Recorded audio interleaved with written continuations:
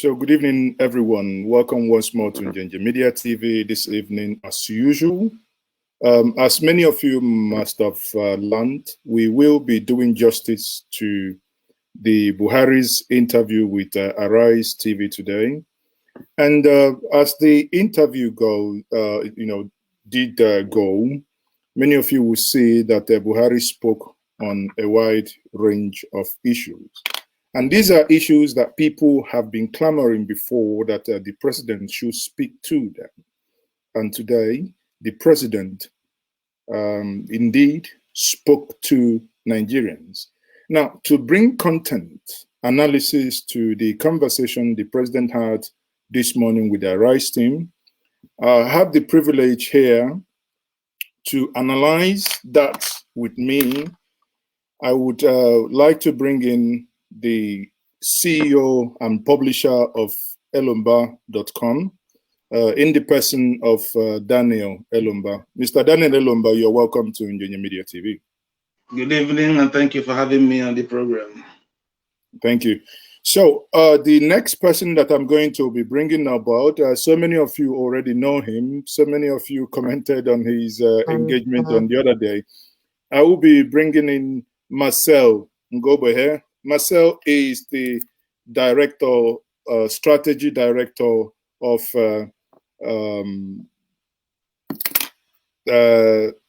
Marcel, help me once more. Governance Index. Governance Index. Sorry about that. Marcel is the strategy director of Governance Index. So we will quickly, because one of our guests will be leaving slightly early, we will quickly get into the meat of the conversation where we will play the videos and we will analyze bit by bit what the president said.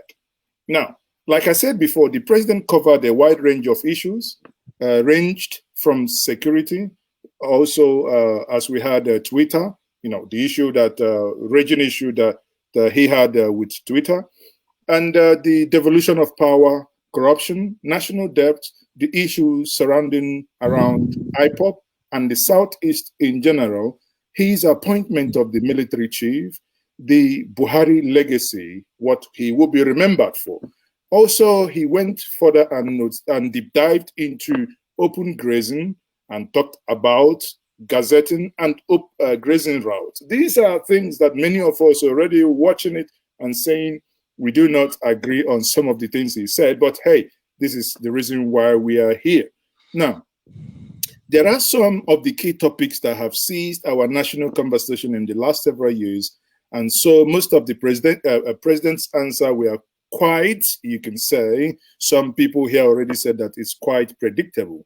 On security, the president says that he's almost overwhelmed. So let us not really go much into detail here. Let me bring some of the, let me bring my co-discussant and people to help me analyze this interview today to have a word or two on this. Now, may I start with Mr. Elumba? Mr. Elumba, if I ask you, what is your general perception on this interview since you've watched it? Yes, my general impression of the interview that President Muhammadu Buhari had today with Arise Television is that that is the Buhari we know. And he did not disappoint. First of all, I am happy that he gave this interview because it gave us insight into his thinking. It ended all speculation, first about his health, second about his mental capacity, and third, who is in charge of his government. So while we may have all this, first, let me speak first of all with regards to his health. Yes, Buhari is healthy, we can see that. Buhari has his mental capacity, we can see that. So that ended that speculation. Then secondly, is he aware of his environment? Yes, Buhari is aware. So we can no longer say, oh, it is this person directing the government, oh, it is the other person. Whatever decision Buhari is taking, or whatever decision, whatever action this government has taken since 2015, has been taken or approved by President Muhammadu Buhari.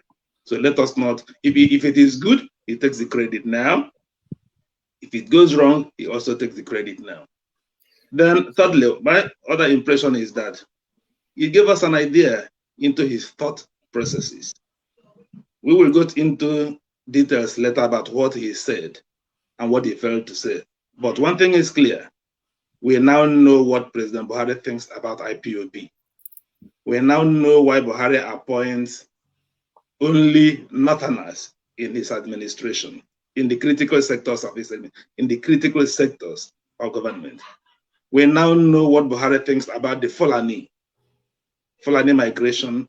We now know why Buhari has a relationship with Niger, Chad, and other Nigerian neighboring countries. We now know how Buhari feels about Igbo presidency. That is on a whole range of controversial issues. We now know what Buhari thinks about the NSAS program. He said that the NSAS is meant to push him out of office. So we now know Buhari's position. We will get into those details because we're going to take them segment by segment. Now, in a couple of seconds, Marcel, are you able to tell us your general view about that interview? He didn't disappoint. It was mostly what is expected. The only new thing that came on board is at least people were able to see him talk. I mean, that's the only new thing that I saw. I have tried to see which other president in the world can I compare Buhari to in terms of what I've seen of the president of a country today. I couldn't. So let's just leave it at that. He has spoken and he has bared his mind. And I think Lumba has said most of the things that he's... Okay. Yeah. Thank you very much. So, Dan, if I come back to you, what's your impression? Actually, when last night a friend sent me the invite that interview was going to have happen today, I went back straight to say what time, and he came back saying 8 o'clock. What's your, I tuned in 8 o'clock, hoping to see, thinking that since it was going to be in Lagos, that interview was going to happen in Lagos. But sadly, that interview happened in Abuja, and it happened that interview was recorded. What's your impression? Is it that it is impossible that the president can speak to us live? Why do you think that interview was recorded? Well, in as much as I agree that President Buhari has his mental capacity intact, but still, you are a television man, so to say. You are a technical video technicalities man, so you can see where the program jumped from one section to the other. So you can see cut join points in that interview. And so Buhari is being managed carefully. They will not take the risk of having Buhari give a live 60. So let me stop you there. If Buhari is being managed, as you just said now, doesn't that invalidate what you said before, that Buhari is in fact in charge and has his mental faculties intact? So if you have your mental faculties intact, why are you being managed? Yes, the Buhari is still being managed because while I say he has his mental capacity intact, because he demonstrated cognizance. He has cognition of the issues. He could recall, I discussed with the French president. I saw the South governors give a speech. He had an opinion on some of those controversial issues, so they were not being put into his mouth. However, you will still have to manage him because he can say things that could be very, very, very controversial. So that's what, okay, that interview, as I understood, the one, remember he gave the same, that sort of interview to us 2 years ago. And that interview was about 90 minutes. In fact, not even about, it was 90 minutes. Now, this one was about 46 minutes, which we're going to play. So don't you think, Marcel here, don't you think that they planned 90 minutes and maybe one or two things made them cut it down to about 46 minutes? Mazi, the people that can tell you exactly what happened are the movie actors that are all in the room with him. You know, when you are shooting movies, there are situations when the movie director will say 1, 2, 3, then it clips, and then you go on, and then he say cuts, and then when things does not act on, it's okay, rewind, you know, all those kind of things. So what you saw is like a Nollywood, you know, video that was stage managed and was supposed to be. So maybe you're expecting a season 1 that will last up to 2 hours, and suddenly you are being given 44 minutes. The only person that can tell you what happened are those guys that interviewed him. I think the 2 guys are one other lady, if they can be truthful to Nigeria. Because let me also tell people, whatever you do, whether you collude or not, your integrity is at stake. And integrity, just like the feather of a butterfly, once it is touched, can never be recovered. So Ruben Abati and the other lady and Adeni or whatever, they need to tell Nigerians what happened behind the scene. What you saw was a movie, Nollywood movie, you know.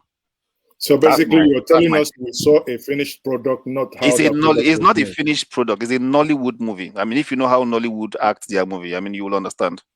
Okay, we will quickly go into there. But Dan, what do you have to say? If I be charitable, if I want to say what Marcel said in another way, I will say, yes, it may have been a 90-minute interview, but a lot of things you are cut out. When you see where Ruben Abati said, no, Ndoko Bible, I said, last question. Then check the previous question. There was no indication that question from Ndoko Bible will be the last one. And then, like I said, you can, if you're a technical man, you will be able to tell clearly where there was those cut and join places in that interview. So I agree with Marcel, but I wouldn't go so far as saying that he said Hollywood. Dan, you said he has his mental capacity intact. I do not know your definition of mental capacity. I mean, when you look at what we call mental capacity, ability to be able to assimilate, speak coherently, and then, you know, articulate things and talk. So if somebody is being stage managed to talk and videos are being made to cut and join, would you say that, I mean, would you say that the mental capacity is intact? So look, we have gotten a baggage. I mean, let's just be honest to ourselves. We gotten a baggage, and I wasn't expecting anything. I didn't watch the live session. I just started to quickly go snipe through it, you know, to see. I mean, and I wasn't disappointed. So we got a baggage, and let's just manage our flat tires until. Okay. Now let's gentlemen, thank you very much once more. For those of you who just joined us now, especially those of you joining us on Facebook and on Twitch and also on YouTube. Again, you might want to let us know where you're watching us from. This is being streamed live on Njenge Media TV on Facebook and on YouTube. And also here, we are also live on Elomba Televisions on Facebook. So you can go to these various platforms, ensure that you like the platform, you like the video, do us that favor and share this video as well. Now, this is the video here before us. We are going to do segment by segment analysis, and to understand, 3 of us look at this critically now to analyze and say what the president said, what his body language said, and what he probably didn't say, but his body language did say that. Thank you, many of you. I can see that we have people watching from Jakarta, Indonesia, Germany, United Kingdom, Italy, all over the world. Guys, you people are awesome. Again, those of you on YouTube, if you're able to support the channel, that's fine. We would appreciate that. So let's crack on. I'm going to play the first segment here, first starting by the introduction, then we will take it from there. Of the Federal Republic of Nigeria, being hosted this morning by the Arise News Channel. Now, let me start from here. I felt like I was being lied to, because when Ndoka started, he said, being hosted this morning. And the morning he's being referred to, the president is in Ebutemeta in Lagos, commissioning the Ebutemeta rail station.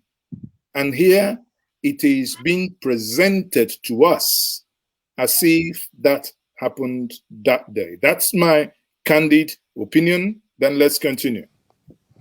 We are engaging the president on the future of the Federal Republic of Nigeria and what to expect over the next 2 years of his administration. Mr. President, thank you very much for hosting us. Thank you.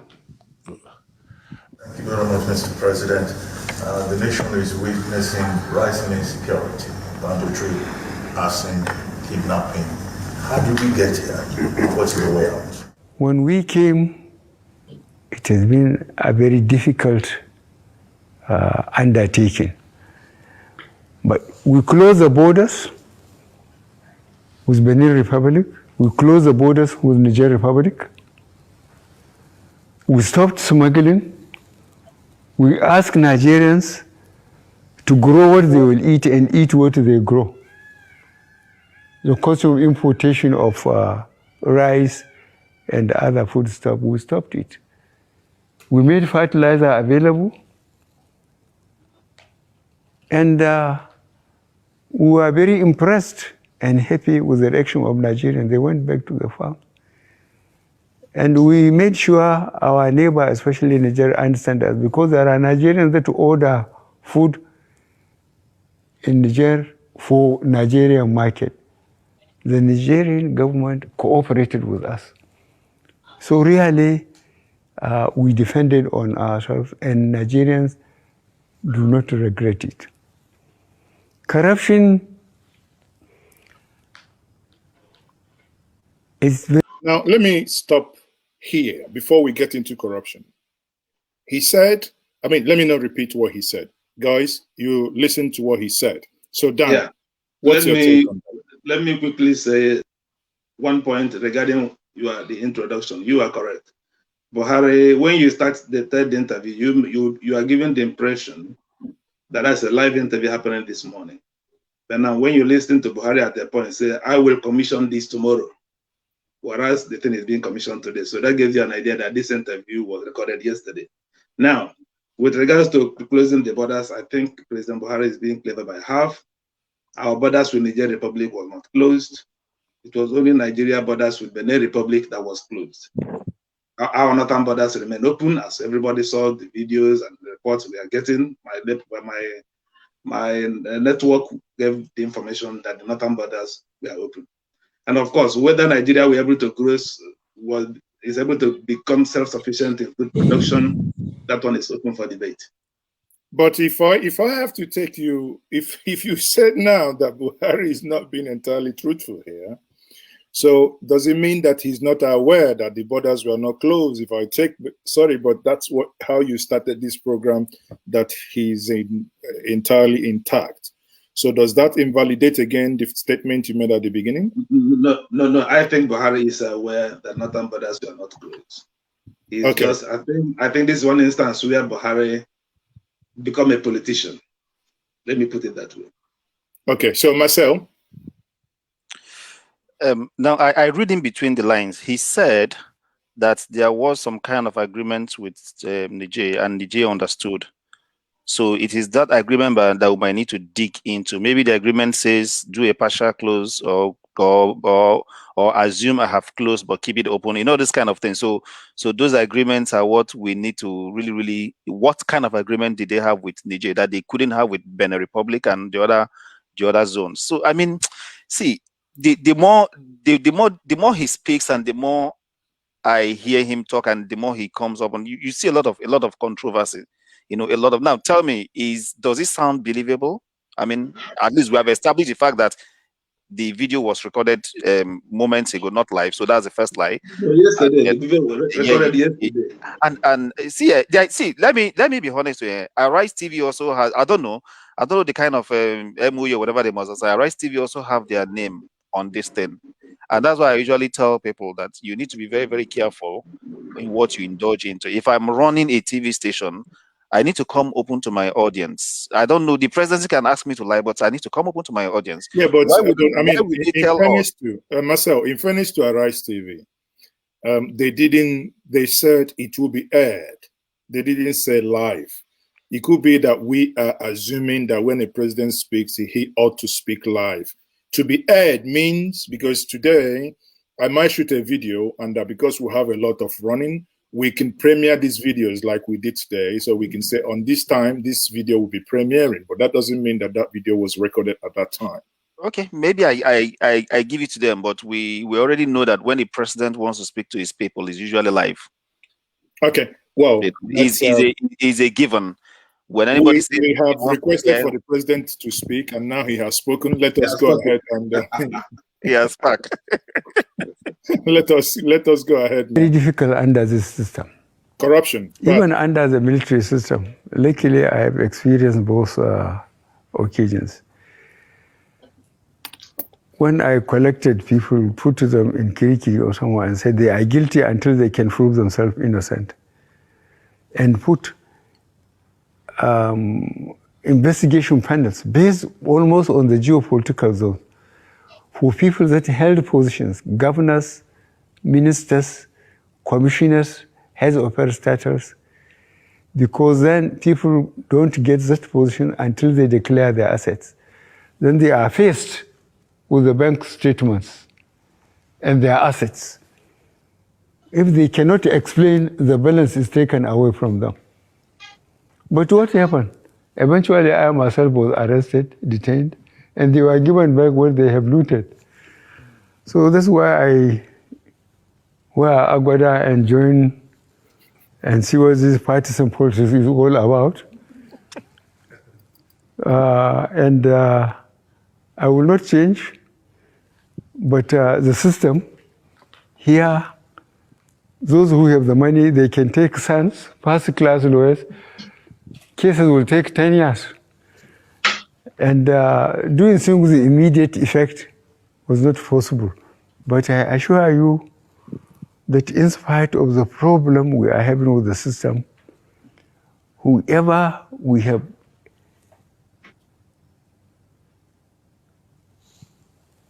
correct intelligence that he's not being very accountable, we ease him out. We don't give it too much publicity.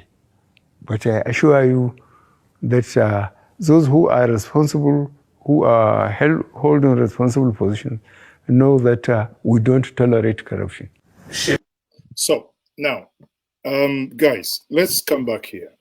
Mazi, this is without you asking me this question, this is one of the most annoying part of the interview to me.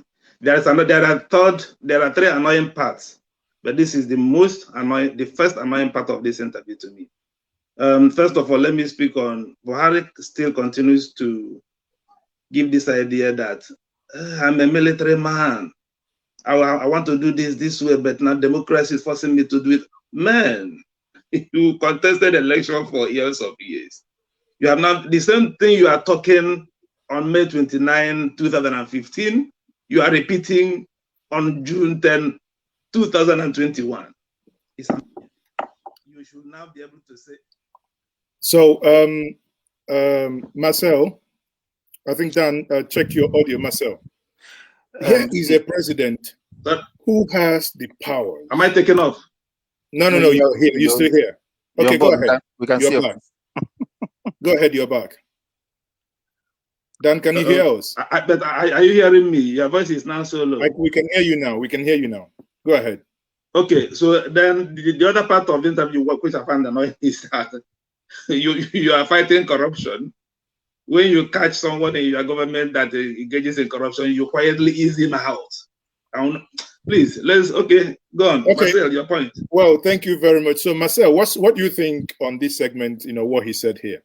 See, the more I hear Buhari talk, I think I'm really beginning to like him to some extent, because again, he bears his mind, he bears his mind.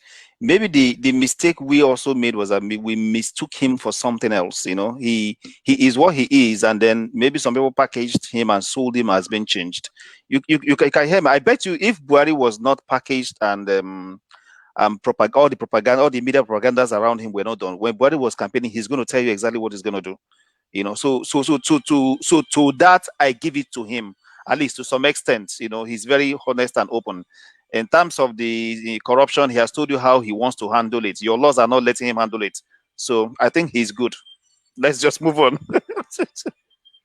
So, but again, one thing that I think I picked up myself is where the president is telling us that during the time when he was a military man, that you have to prove yourself. But here he is giving excuses why people cannot even declare assets. I don't know if you guys heard about that part. He talked about assets declaration.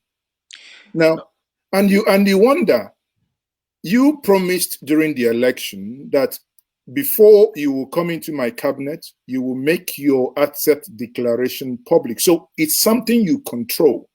You appointing minister, it is within you, not anybody, not National Assembly. It is you. Even if it's when a governor gives you or recommends somebody, even if anything happens, it is you who says, I want to take Mr. A and I'm going to submit Mr. A's name to.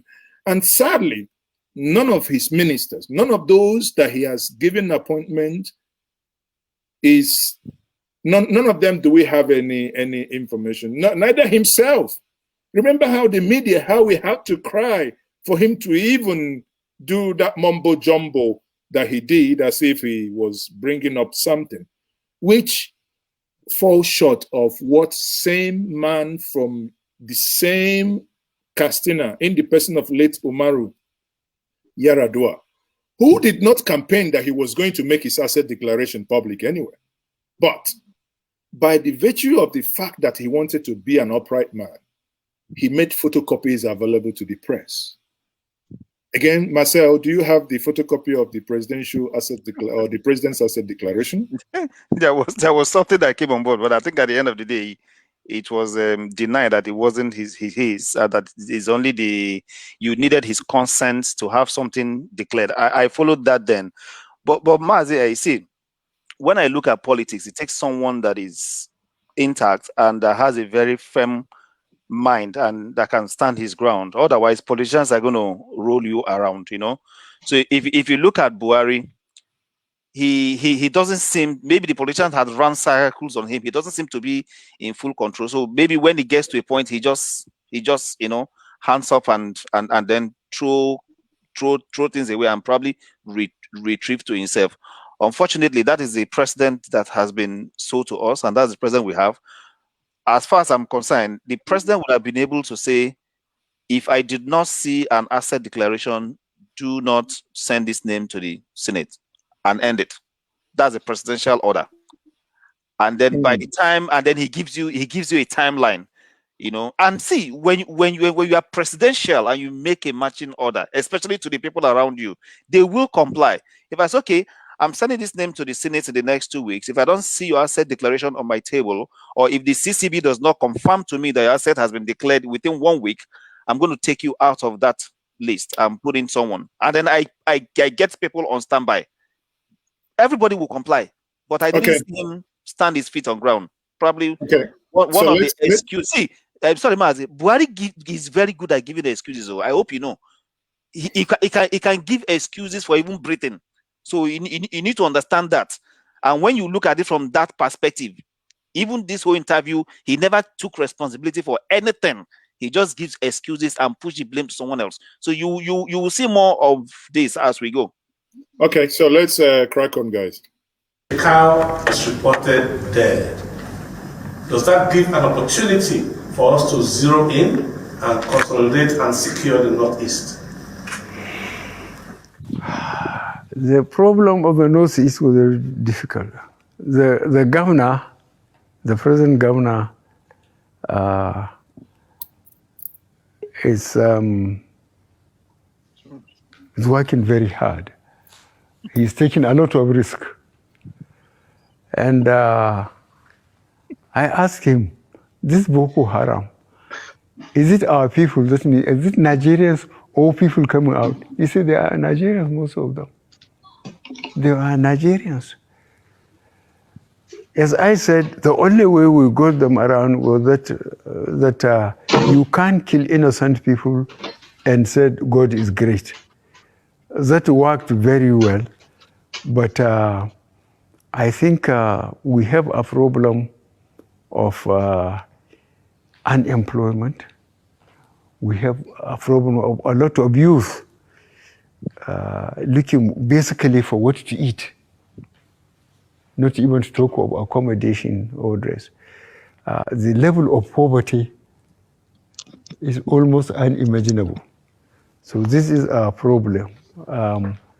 But those who are really keeping in touch with what we are doing, they know the difference between the time we came in and now. And the people of Northeast and South, I think, are the best judges for the performance of this administration, because they know what they were in and they know the condition now. Okay. Now, this part of the segment started by making allusion to the death of Shakal. He started answering that question, ignoring totally that part that talked about Shakal, which I personally felt, he missed a mileage there, where he probably should have touched on the death of Shakal and maybe moving into the next expectations. Daniel, what's your take? You see, in this interview, when I'm reading people's comments on this interview, you see a lot of people are concentrating on the incoherent parts of the interview and where he completely went off on a different tangent from answering the question. Yes, this is one of them, but I personally, I wasn't actually concentrating on the incoherent aspects of the interview. But if you must, this is one of the areas where he completely ignored the question that was asked and started talking about something else. This is one of them. Because somehow he ended up with South, and Northeast. But I don't know, I can't remember that Shakal was ever occupying South. Marcel? Yeah. He was trying to tell you that maybe Northeast was a hotbed, so the people there would tell whether it has calmed down or not. And then South has been a well-behaved child, I think we know Osibanjo went to that area when the trouble was about starting and things were sorted out. So he wasn't directly telling you he's taking credit for those two locations, but we have 6, so 2 all over 6 is a failure. Let's assume we give him, the one he has mentioned. And then the part that also struck me was that he was really, really trying to give excuse for the Boko Haram incidents in the north by saying that there is hunger in the land, there is unemployment, high level of unemployment, people could hardly eat. See, Mazi, let me be honest to you.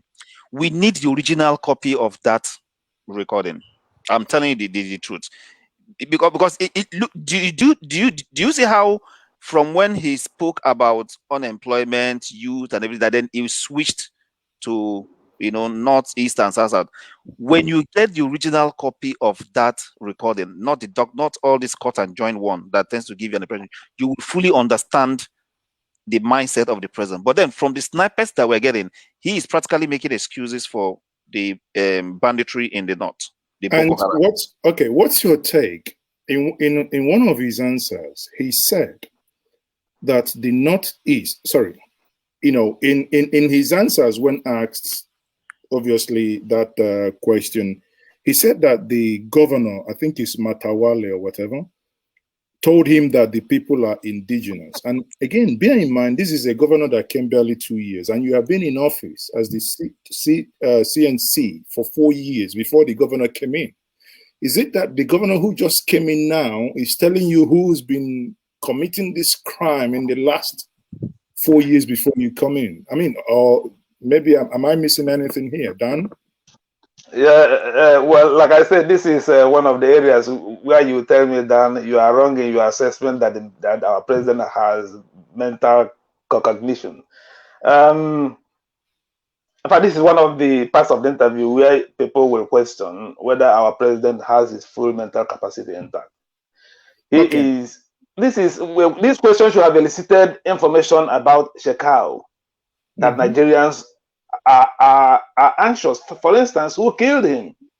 How did he die? How is it that Shekau has died 5 times? So it appears that I know more about Shekau than President Buhari does. But this is an area where he will have demonstrated inside knowledge that Nigerians that will answer the questions of Nigerians and demonstrate confidence in his capacity to fight Boko Haram. But like you noted, he completely went away from the question and started talking about something else. And then, like if a governor is telling you, you told us at the beginning of this interview at some point that you receive security briefings every day, every morning. So, but now it is the governor now telling you who Boko Harams are. It doesn't make sense to me. And I think, again, as the president of a federation, I think it was also a missed opportunity, because it was a missed opportunity that, one should have had that level of authority to say, yes, maybe ISWAP or whatever killed this guy, but I assure you that we are going to now moving in that vacuum to utilize that vacuum, deal with ISWAP. Some speak with some, I don't know, maybe I'm expecting too much, but still, speak with some level of confidence. But again, I don't, this particular segment, I don't see that confidence there. But anyway, that's an opinion. So let's continue with the analysis, people. I was Kashina last year, at the height of the insecurity of these banditries. Like, insecurity has moved from the northeast to the northwest. People can no longer go to farm. How do you respond to some of these challenges, especially banditry in the northwest? Well, I had series of meetings. The whole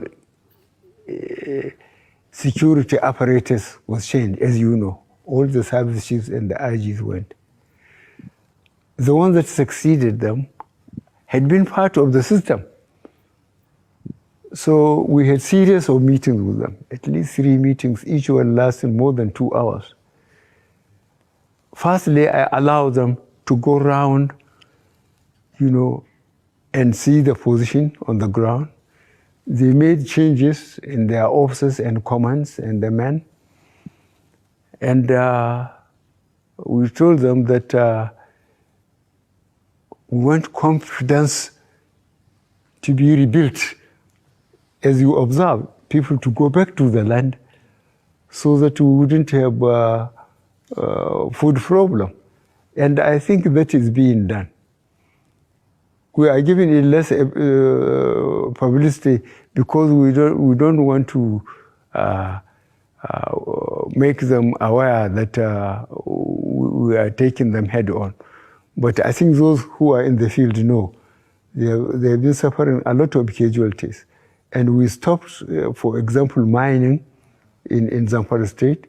We expelled the foreigners, and we are talking to the government, although he is not in the federal government's party, but we want to secure Zamfara, Sokoto, and so on. And we mentioned Katsina and so on. But the important thing is the question of local security apparatus.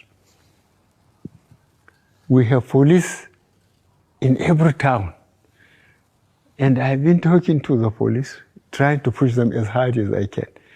They don't wear uniform and sling their rifle just to intimidate people, but to make sure, if necessary, they use it to bring security. In the northeast, you know what was happening. In the south house, you know.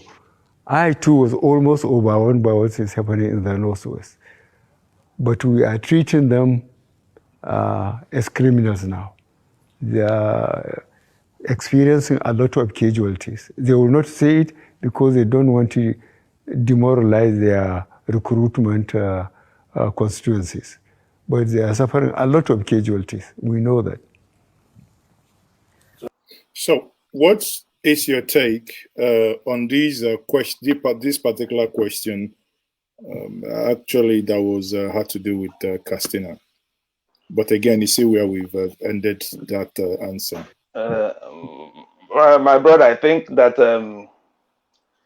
the four Arise staff, Obaibwena, Adeni Abati, and the lady, I've forgotten her name, before they conducted this interview, I think they were sworn to an oath not to laugh.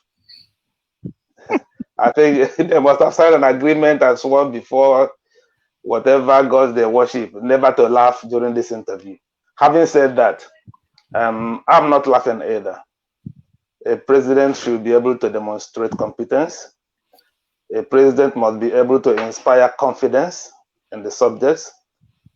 The most important problem before Nigerians now is security. And if you notice, this interview almost security dominated the entire interview. And now you are asked a question about a particular incident that started with your administration. When you came in, Nigerians were confronting Boko Haram, Northeast. But now, it appears Northeast is getting quieter and all other parts of the country are burning. He should be able to say this is what caused it, what we are doing about it, and this is where we are in the fight against banditry and so on. But unfortunately, our president did not do that. And it's not a laughing matter. It's not a laughing matter. I wish we can cry. So, Marcel? Maz, like I told you in conversations, I look out for the unspoken words. You know, somebody speaks and then you look at him and you pick the little that he has spoken and then you try to project it and say, what are the unspoken words? So there are a few things I heard. He is seeing this. He's. I feel he's agreeing that the former security chiefs and everybody has failed. So he brought in a new security. So that's the first time I'm seeing him, acknowledging that the new security chiefs are brought in for this feeling that the old one has failed. Okay, so I got that in. Then he's now coming to say maybe there has been a new order to be massless. So he's saying they are recording casualties. Okay, so maybe for the past 4 years, we've not been fighting the war. Maybe is the coming of this new chief of staffs and the security apparatus that they have renewed war, because I heard something like now, so he didn't say we have been dealing with them all the while. He said we are now doing this, So like I said, I look at unspoken words, and the more you listen to it, the more you begin to see exactly most of the accusations you have in the public sphere is like a confirmation that he has just come open to say, okay, this is it. And then I also see a president that doesn't seem to believe in the intelligence of his intelligence officers, and that gives you the feeling, again, my feeling, that there are some people he trusts that he can ask, just like he could ask the governor of a particular governor. I was expecting him to ask his chief of staff and his military intelligence, about what is happening. But he said he asked a governor and he believed what the governor told. So he took a governor to tell him that those ones were Nigerians, that they were not, So it looks as if there's a group of people he trusts, and those group of people are the people that run circles around him. So again, I am looking from the unspoken words, from what was spoken. I remember this is a doctored, is not the real thing. Like I told you, I will really yearn to get hold of the raw thing. Then you would have a better understanding of what is happening. Are you planning to hack the No. I just pray someday it leaks. I mean, we have WikiLeaks. I don't know how long it's gonna be. We have WikiLeaks and all that. I just pray someday it leaks. But then the people I know, they will probably have destroyed it. But the only people that can come out and recall, because again, you might not have destroyed the brain of the people there. They recollected what happened. So we will be looking at Ruben Abati and Adini and some other guys that were in that room to come open and recollect, tell us what happened. If we honestly want to hear, I believe like Adeni Shegun Adeni wrote that book he wrote after his boss, late Musa Yaradua died. Maybe we might get to see some of these things when the president, whenever he's no longer there. So I believe we have to exercise patience. And the Mazi, I mean, if those guys are, I wouldn't want to say if they are smarters. You remember that people wrote books on Trump and they make billions of while Trump is in power. So you see those people on that seat, if they write a memo. No, but this is not Nigeria. But this is, don't take it, you're taking the imagination too far. No, it's Nigeria. They can only write after. Mazi, I am telling you that it is not imagination. I know they must have signed some. Even if without signing anything, my brother. You cannot, even without signing, it can be signing anything. You cannot, as long as it's cut out there. Honestly, it's morally unfair for you to begin to, just like recording somebody without telling that person you're doing so.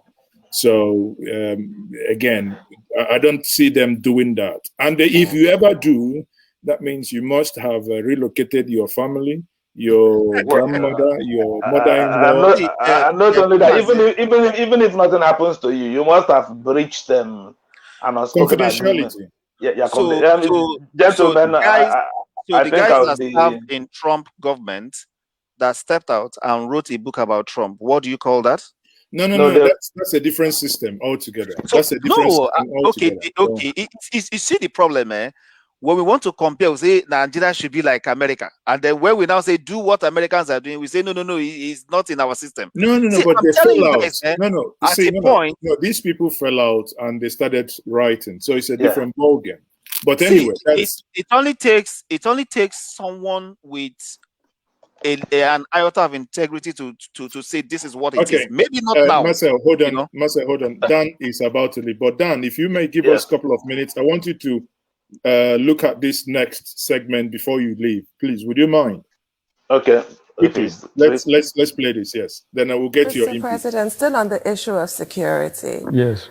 Each zone you would have witnessed has sort of taken matters into their own hands with different kind of security apparatus, like the civilian JTF, Amotekun, and what have you. Has the time come to now formalize state police in Nigeria? I have seen, or I have been reading it in the newspapers. Those of us who are old enough to know the old NA police and so on. That time, the traditional institutions leaders were very effective. In each community, I will give you one example of recent. 2 governors from the Southwest came to tell me that the cattle rearers in some of the forests there have killed farmers while their cattle were eating on their crops.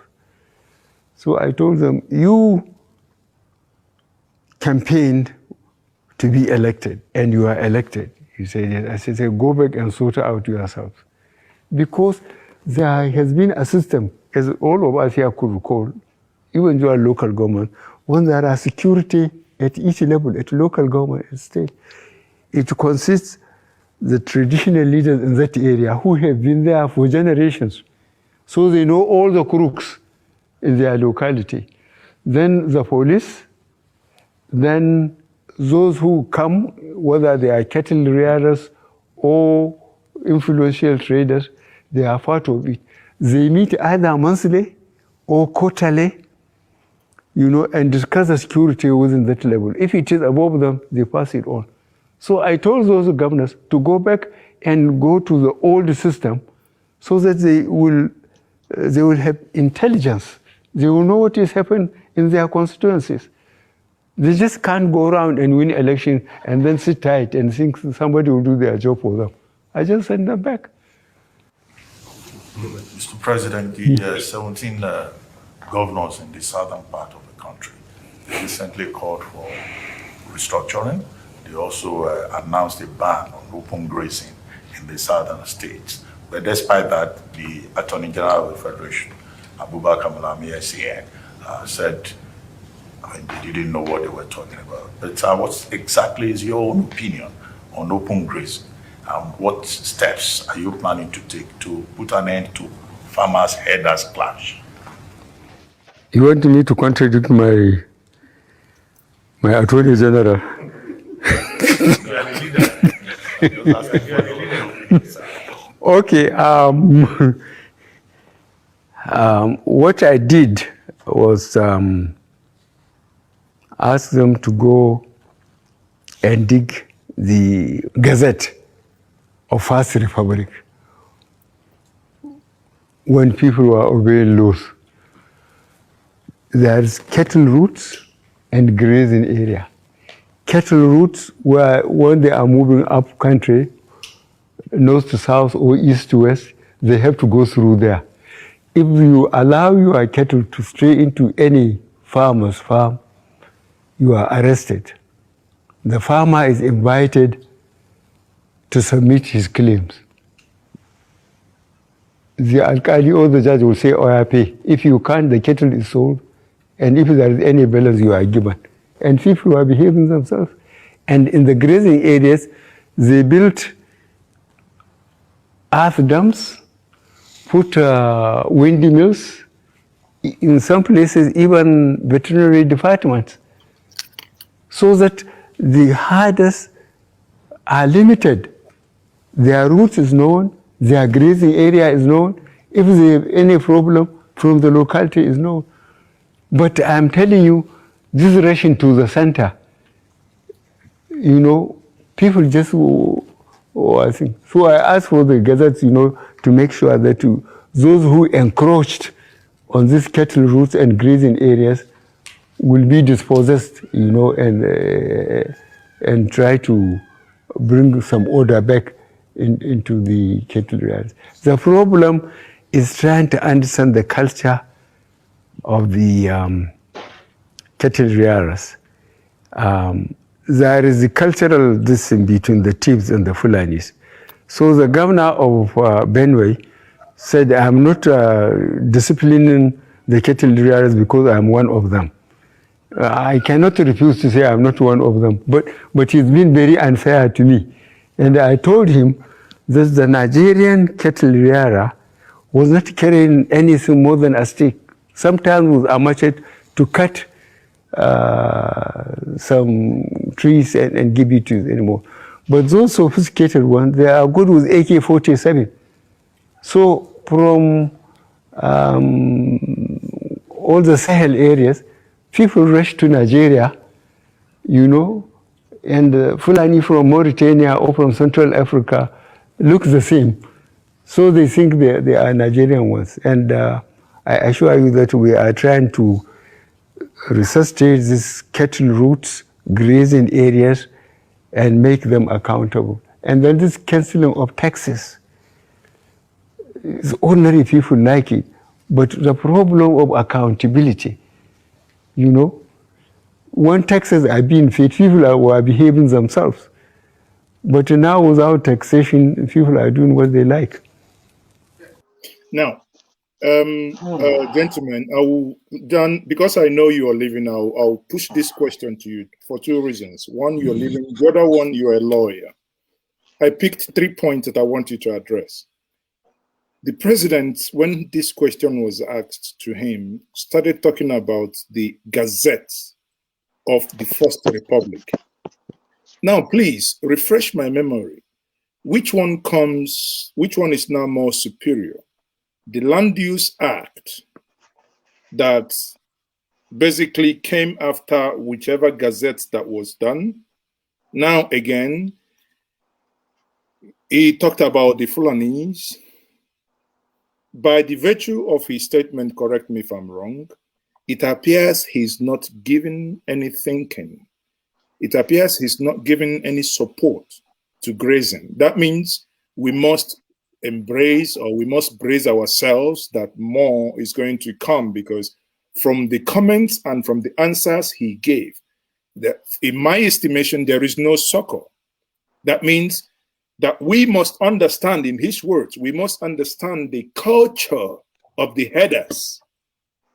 We must, not that the headers must understand that the time has changed, but we, sitting in our farms, sitting in our houses, must understand those invading us. I don't know, what's your take? Okay, I said there are 3 annoying parts of this interview. This is the second most annoying part of this interview. First, you see where he said 2 Southwest governors. I think you have actually exceeded 3 already because no.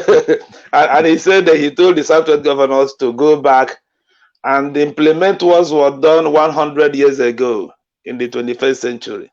That they should start and call village heads to start giving him intelligence. And this is arising from a question about state police and state vigilantes. Very, very, very annoying. And then he now jumped over to the question of, like you just pointed out, the Fulanis. And the annoying part, he said, the Fulanis we know, like we always say in our Zoom meeting anyway, are the normal Fulani herdsmen who go around with sticks. Buhari said, acknowledge this. I was doubting it. I said, if you have ever seen the Fulani with AK-47, show me. Now, President have said, yes, so there are actually Fulani herdsmen going around with AK-47.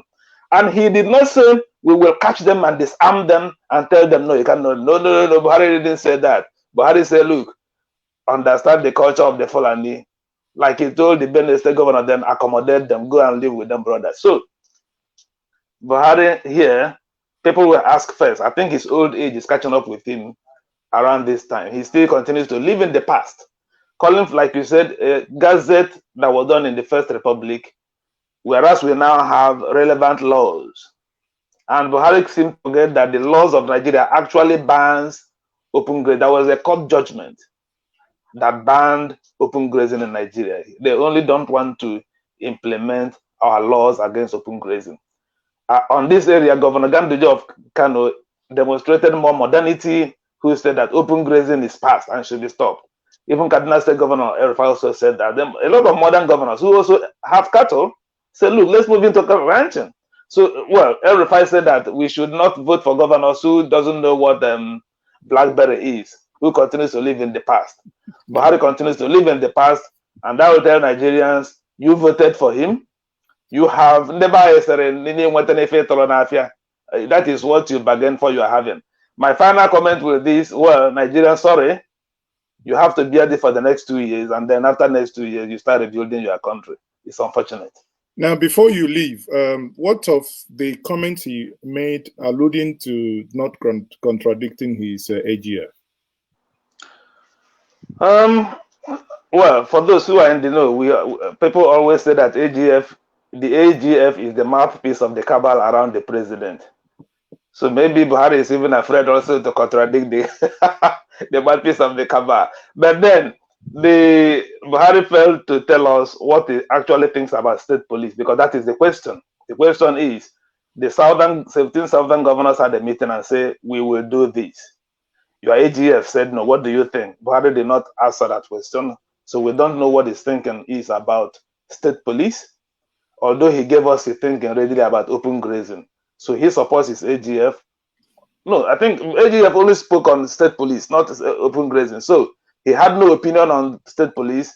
He doesn't want to talk on something that his AGF has demonstrated opinion on, but he will readily tell you about the Fulani grazing, because whether he wants to deny it or not, they are his kinsmen, even those from Mali, even though from Mauritania, even though from Libya, carrying AK-47. Buhari just confirmed today that they are his kinsmen. Let us just allow them to roam about. But I actually learned something today. I've been hearing about the herdsmen coming from Mali. I never heard about the Mauritanian. So today, the president is actually putting up a new one to us, that his cousins are coming from. That is why I told you that Buhari is aware. Buhari should stop. Let us not deceive ourselves. Buhari is aware. It is different between. There's a difference between being aware and being incompetent. So it's either he is aware and incompetent to do anything about it, or he is aware and doesn't want to do anything about it. Okay. Well, Dan, we will let you go, but we are expecting you to join us quickly, please. All right. Dan, sorry. So, Mazi, Marcel, I'll come back to you. You realize that this is the only question he answered without inconsistency. He was very coherent. Did you notice that? I didn't. May you advise me then?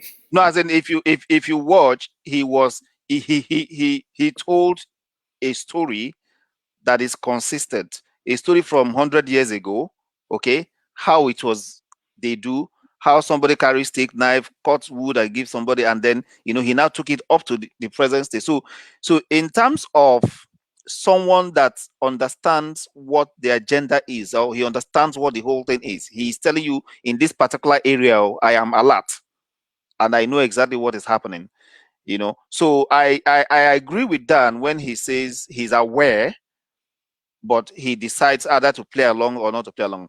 But then one of the things that baffles me, the 17 state governors, is there anything stopping them from going ahead to implement what they have agreed? You know, state governors can domesticate laws, just like Benue has, you know, banned open grazing. So they can go ahead and ban open grazing. And just like the mouthpiece of the 17 governors says that the AGF should come and meet them in court. So again, we need to stop this feeling that the president is the law or that the AGF is the law. I mean, let us test our laws. They should go ahead, implement this and pass it in the state of assembly, domesticate it, and then use their people to you know, the only place I see problem is because, again, the federal control all the forces, you know, just like we are noticing in Imo State. So the federal can go in anywhere and quell even, and that's where I really have problems, especially when you have an irresponsible person at the federal level. So if a state makes a law, okay, and the federal government did not, now it is within their rights to make that law, and they made the law, and they try to enforce it within their own. I don't know how they will need to enforce it using the police and their judiciary, but the federal government controls the police. So the federal government says, I mean, I'm not agreeing with this. It's not as if the federal government says this is law or no law. It says, I'm not agreeing with this. That means the federal governments can, by coercion, you know, go against the laws of the state. And these are what we would probably be seeing is already happening in Benue, you know, where there's a lot of killings as a result of the state bringing in banning open grazing. And then, see, we're in for it. But one thing I can tell you is that this is one of the response. He was very coherent, he was very on point, and he communicated. But on the you know, what's your view? Do you think he actually addressed the question of state police? Because that was actually the key part of that question. But the politicians have learned the art of dodging questions. The areas they don't want to talk about, they just gloss over it. So the state police thing is, if he makes any comments on that area, it will be very controversial. Is either he supports it or not, and then he just simply, you know, gloss over it. He doesn't want to discuss it. But then, like I said, I still want to see governors that will go ahead and use the instrumentalities of the 1999 Constitution, the powers that has given to them to protect their people. I mean, that is what it has come down to now. So, but the only fear I have is when a governor and a federal government disagrees, what happens? You know, I often hear people say that military cannot get into a state unless there is a consent of the governor. I want to believe that. So I think if that is the case, then governors can go ahead, make their laws. The only thing that will happen is that you see a lot of insecurity in that state, and then that will begin to tell you that most insecurity are actually instigated, you know, from external. I mean, so those are the things that you need to see. We are unveiling, you know, but I want to see the 17 southern governors go ahead and ban open grazing, and let's see if that insecurity will run across all the 17 states. Maybe what's happening in Benue now will now flow across all the 17 states. Then we will know what we're dealing with. Then your president has already acknowledged that people are coming into the country through the borders who he is supposed to protect, because the territorial integrity of Nigeria is the responsibility of the federal government. So he acknowledged that people are breaching those territorial integrity with weapons, but he didn't say whether he's going to deal with them or not. He just glossed it over. So, you know, we are like I tell you, spoken words and unspoken words. Nigerians, those people that are doubting, because these things are in the open, people are talking about it, but there are a lot of people that they feel that maybe they're lying, or they feel that people are just making up this. But this is the president saying it. So let's know if there's anybody that will come up and say maybe this is not on. Now, one thing we are sure, people are coming into the country with weapons. I mean, it's established. The president has said it. So Okay, so let's get back and see if take some some of the segments. Some of the things to residual and keep a few in concurrent, while have a strong defense in the center. Well,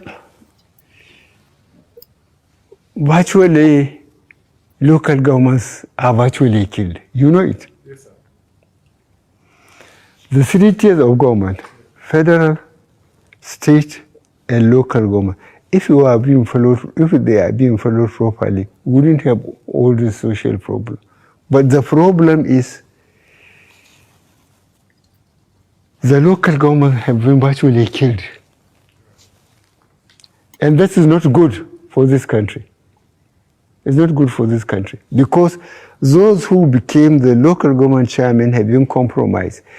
If your local government is, say, entitled or is supposed to receive 300 million, a letter will be prepared for you to sign that you have received 300 million and you are given only 100 million.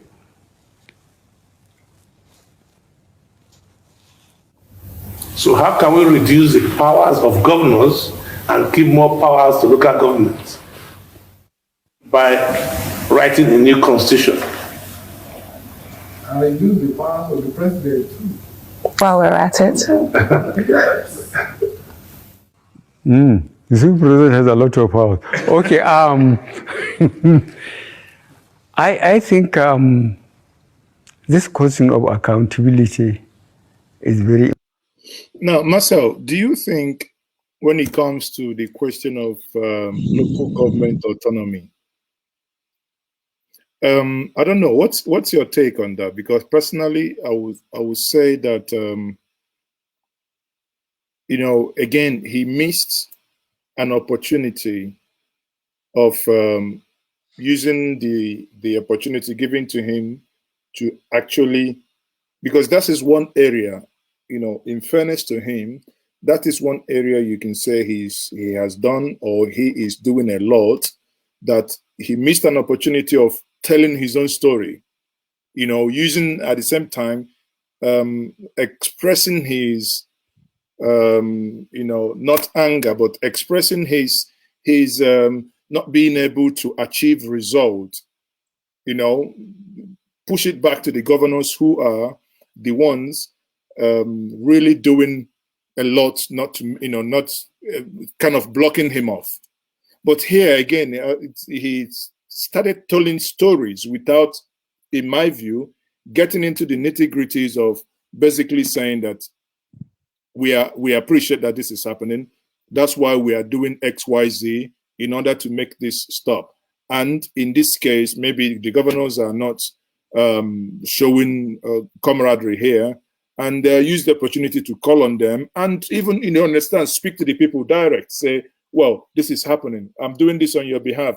But again, make sure that your governors are helping me to achieve results here. What's your take, Marcel?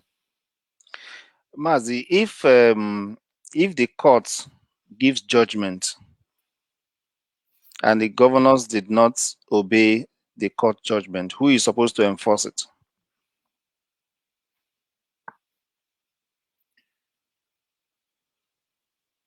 Can you hear me, right?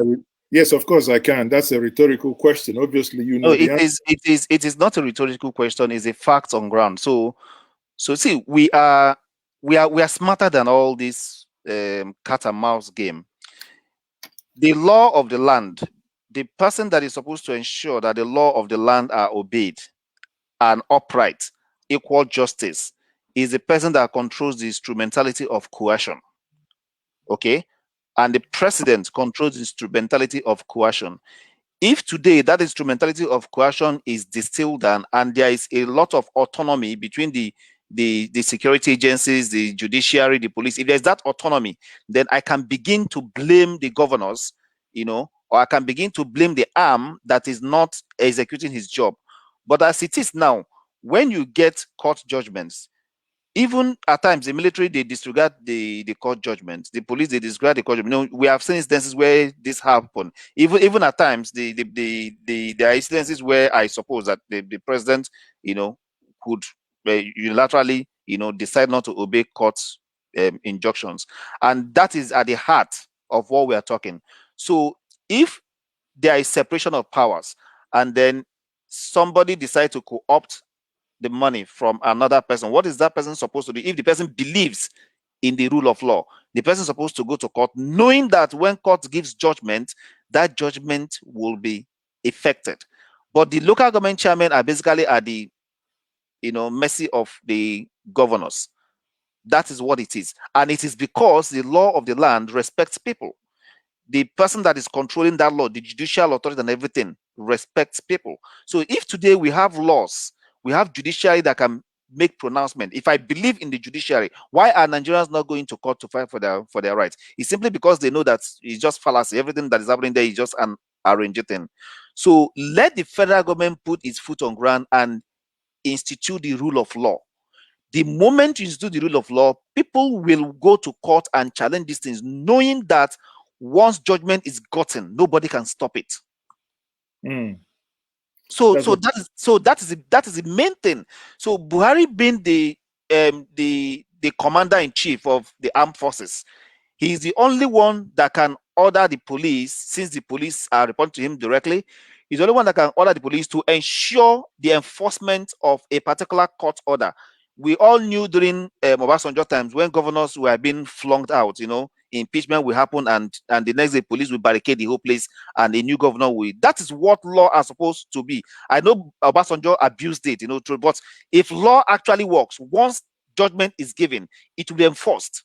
So if me as a local government chairman, if I know that I am supposed to get 300 million and somebody decides to want me to sign 200 million and I refuse, and the person sees the money, and I know that if I go to court within 1 week, I will get judgment that will bar the person from doing that again. Tell me that will not stop.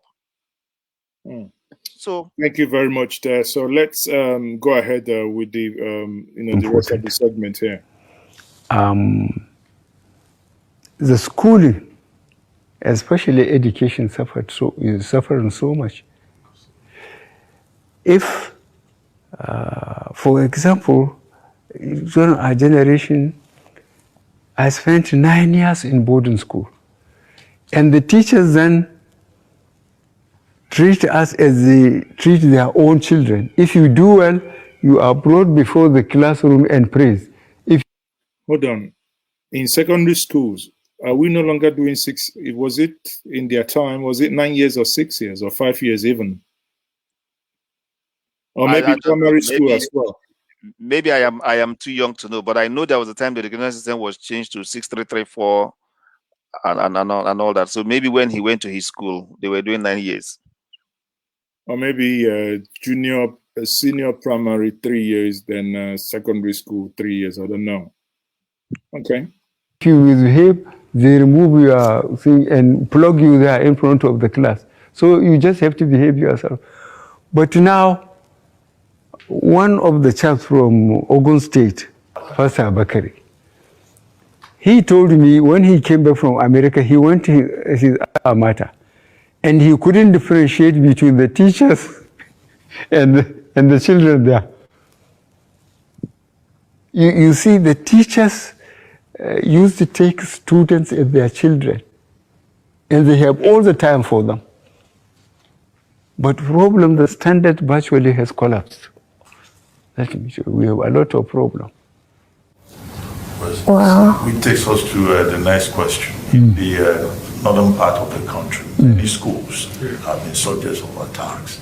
Now, if these schools are perpetually being attacked by bandits and terrorists, and you want to lift 100 million out of poverty, and their parents are also under threat, how do you think that goal of 100 million people out of poverty can be achieved? Well, try and appreciate what efforts the federal government has done. One, we have removed all the service chiefs and the Inspector General of Police. We made new ones. We allow them to go around and see the problem. They have been part of it all the time, but now they are in charge. And we made sure that their priorities is to make sure they have brought normalcy people to accept the responsibility of their offices and perform. They are working very hard on that. We cannot give it enough publicity because we don't want to give fair warning to the real criminals. The ones from Northeast, you know, the ones in South, you know, the problem is Northwest. The same people, same culture, killing each other, stealing each other's cattle, burning their villages. As I said, we are going to treat them in the language they will understand. Now, Marcel, please, you might be able to help me out here because it appears I'm struggling. Here, the question was clear and direct about schools. But in my understanding, he is talking about service chiefs. Does it mean that the service chiefs are gone back to secondary schools? Or, you know, can you help me here?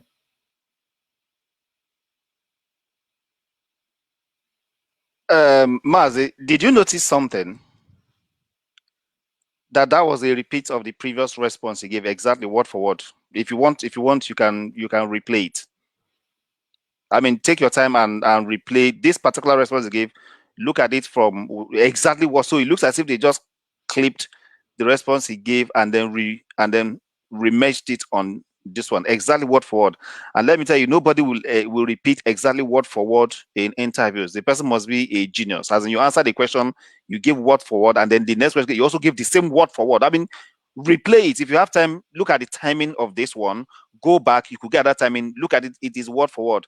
So whoever has done the merging and cutting and pasting did a very nice job, you know. But what I also want to say is that devolve powers so that you could give more powers to people in the regions to be able to take charge of these things. No. Okay, you have the powers, do it. No. So I don't know where we are headed to. You hear him say that the people in the regions should go ahead and the governors should go ahead and solve their problem. They should do their security. You know, he's not devolving powers. He's holding the power, but he's not also asking them to do their, he's not also wanting to do the job. So we are in, but no, then but it's not take note. No, but if in fairness now, even if you want to talk about creating the creation of state police, that is not going to happen by him. That's a legislative issue where the you know, the exclusive list and concurrent list will be looked into and rearrangement agreed upon. So it's not entirely an executive issue anyway. What is wrong if the executive decide to initiate bills? They initiated bills for Northeast, they initiated bills that are important to them. Well, so bills can be initiated by the executive. You see, that's where I think, again, without sounding to defend him, if we are the ones actually clamoring for state police in the South, I would have been expecting the Southeastern caucus within the Senate or within the National Assembly to bring up such bill. Let it be that they brought it up and it was defeated. So why would we wait for the executive? If you think that the current executive thinks that this is going to be in their interest, why would you then expect them to take that action? I mean, to me, it doesn't, you know, I don't see that happening. But again, my question was very clear. Unless you want to do like the president now, my question was on the education and the way he moved away from the education and maybe said something else. But I've just told you that it was the response he gave in his previous response that was just cut into it. So he didn't answer the question, or maybe he answered it and they took it off. Do you understand? I mean, if you want to, I know we don't have time, but for people that are watching, after this session, go back, replay this. He has exactly what he said, that the insecurity, we have sacked the army chiefs, we brought the new one, we have taken them around, they now understand exactly the same. So he didn't answer it. Okay. Or maybe he answered it and they clipped it off. Okay. So again, let's continue quickly. We have given the police and the military power to be ruthless. But again, there is something he said here. Let me quickly come back here again. I think he made this statement here to counter that comment he made on Twitter that led to Twitter deleting his video and led to the brouhaha that we have now. When he said we're going to deal with them in a language they understand, but here specifically mentioning Northeast and using that same word, maybe to, kind of play on the intelligence of the people to say, oh, I'm actually not against you. If I could use these same words, for these people, I'm using it also Northwest, bearing in mind that he's also from Northwest, using the same words. Again, let's do that again. Because we don't want to give fair warning to the real criminals. The ones from Northeast, the ones in the South, the problem is the Northwest. The same people, same culture, killing each other, stealing each other's cattle, burning their villages. As I said, we are going to treat them in the language they will understand. We have given the police and the military power to be ruthless. And you watch it. So you see what I mean here. What do you think? Do you think he actually made this statement just to, counterbalance, what led to his tweet being deleted? Because that's actually a repeat of that same tweet. Mazi, some of us are very open and very blunt and very honest when we analyze things. And I will simply tell you that the handlers of the president who did this probably have a motive. They want to, soft pedal. They want to find like a middle ground, a soft landing to the troubles that the language you understand, the uncle language you understand made. So they wanted to move it to say, okay, he said this, but like I said, I'm finding it difficult to make sense out of the whole thing because again, we are discussing a video that was cut and joined and doctored together. So those incoherencies are there. So I cannot readily tell you this is what he said or this is what he meant. But the handlers of this, people, whoever had done this, wanted to create that impression. Okay, so you are still in, obviously, it's, I think it's very visible to the blind that these things were about. Using force to restore order. But it's understood in another way, especially given what happened last week when you spoke about the Southeast, IPOB, and all that.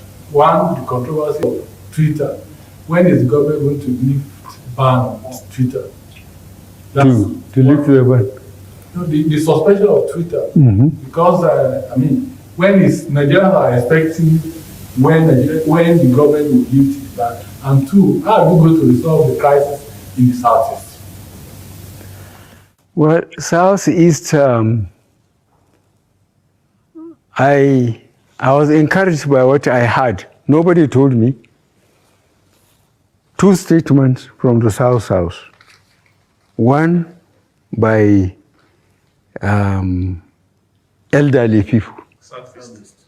No, South. Yes, by elderly people. They said this time around there will be no access to sea. I'm sure you will understand what they mean. Again, the youth made the same statement. That encouraged me. So that IPOB is just like a dot in a circle. If they want to exist, they would have no access to anywhere.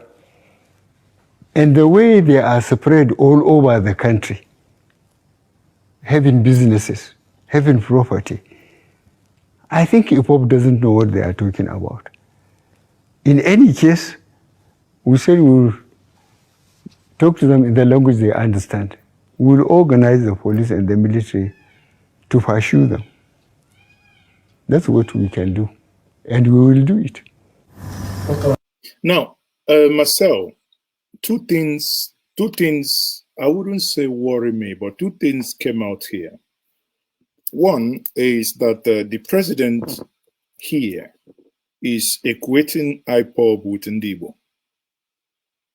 Two, he is telling the world for the first time that the Niger Delta region have agreed, both the young ones and their elders not to ever grant access to the sea. And that what it means, and he capped it all with that analogy of them being a dot in a circle. Now, have a mental picture of what a dot is, and you picture it in a circle, meaning it's a clear case of totally being landlocked. And what's your take? Because that's, you know, these two things, the equation of Igbo to IPOB and the revelation, because this is a revelation now, that there is an understanding, and that's made him happy in his own words. That made him happy. That made him be at ease. That made him, you know, really to see, okay, yes, we have something now in common. What's your take? You are seeing a president that is already planning war strategy. Okay, a president he still has the memory of the 1967 to 1970 war. Okay, he still has the memory of the 1967 to 1970 war, and he's already planning a war strategy of enclose them and crush them. Okay, that is what I see. And then he's already said that he has extracted commitment from the South that there won't be access to the sea. Okay, and Mazi, I see it is a discussion that we're going to have whether we like it or not.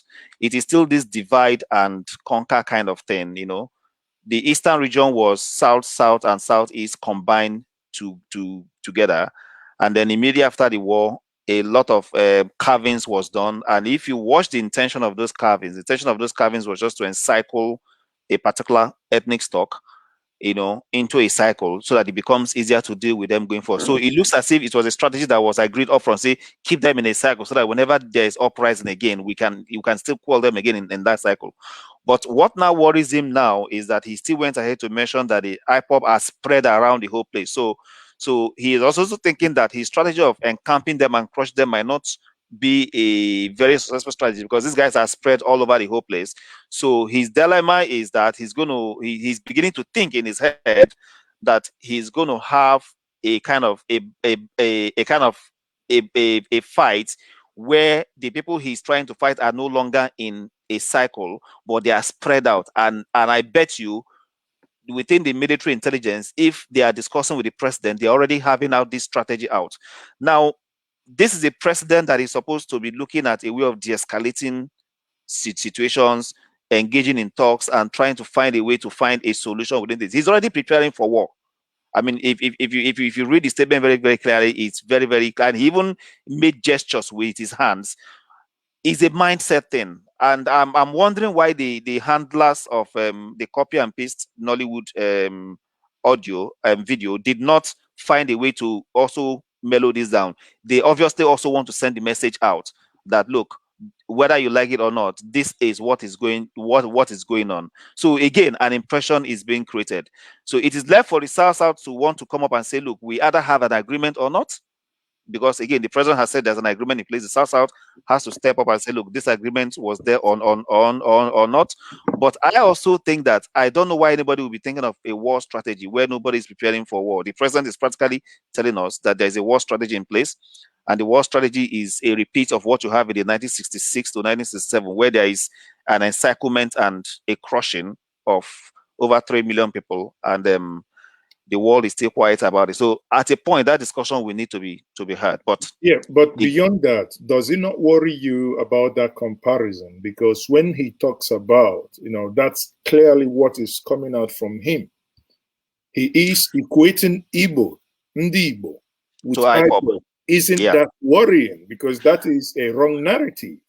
But Mazi, that is exactly, I mean, when you see military go to Owerri, for instance, and shoot aimlessly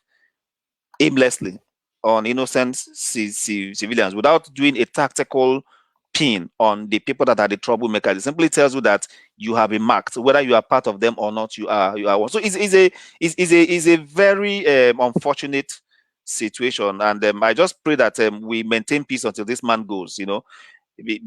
Because I mean, if you follow the whole trend of the interview, you could see where his minds are and where he's coherent, you know, and you know, They said out of the abundance of a man's heart, you know, the mouth speak it. So you could see where his thinkings, you know, he still has that image of the 1967 war in his head, and he's ready to activate a repeat of it. Like I tell you, the only thing that I think that is giving him problem is the fact that these guys are now scattered all over the whole place, and he's probably talking with his people on how to ensure that doesn't, because again, if an insurrection starts and then you have guerrilla warfare that is spread all over the whole place, it might be difficult for the military to even hold, you know. So they are looking forward to having a war within a confined place where they can bombard and end, but they're also preparing for a kind of a fight that will be spread across the country.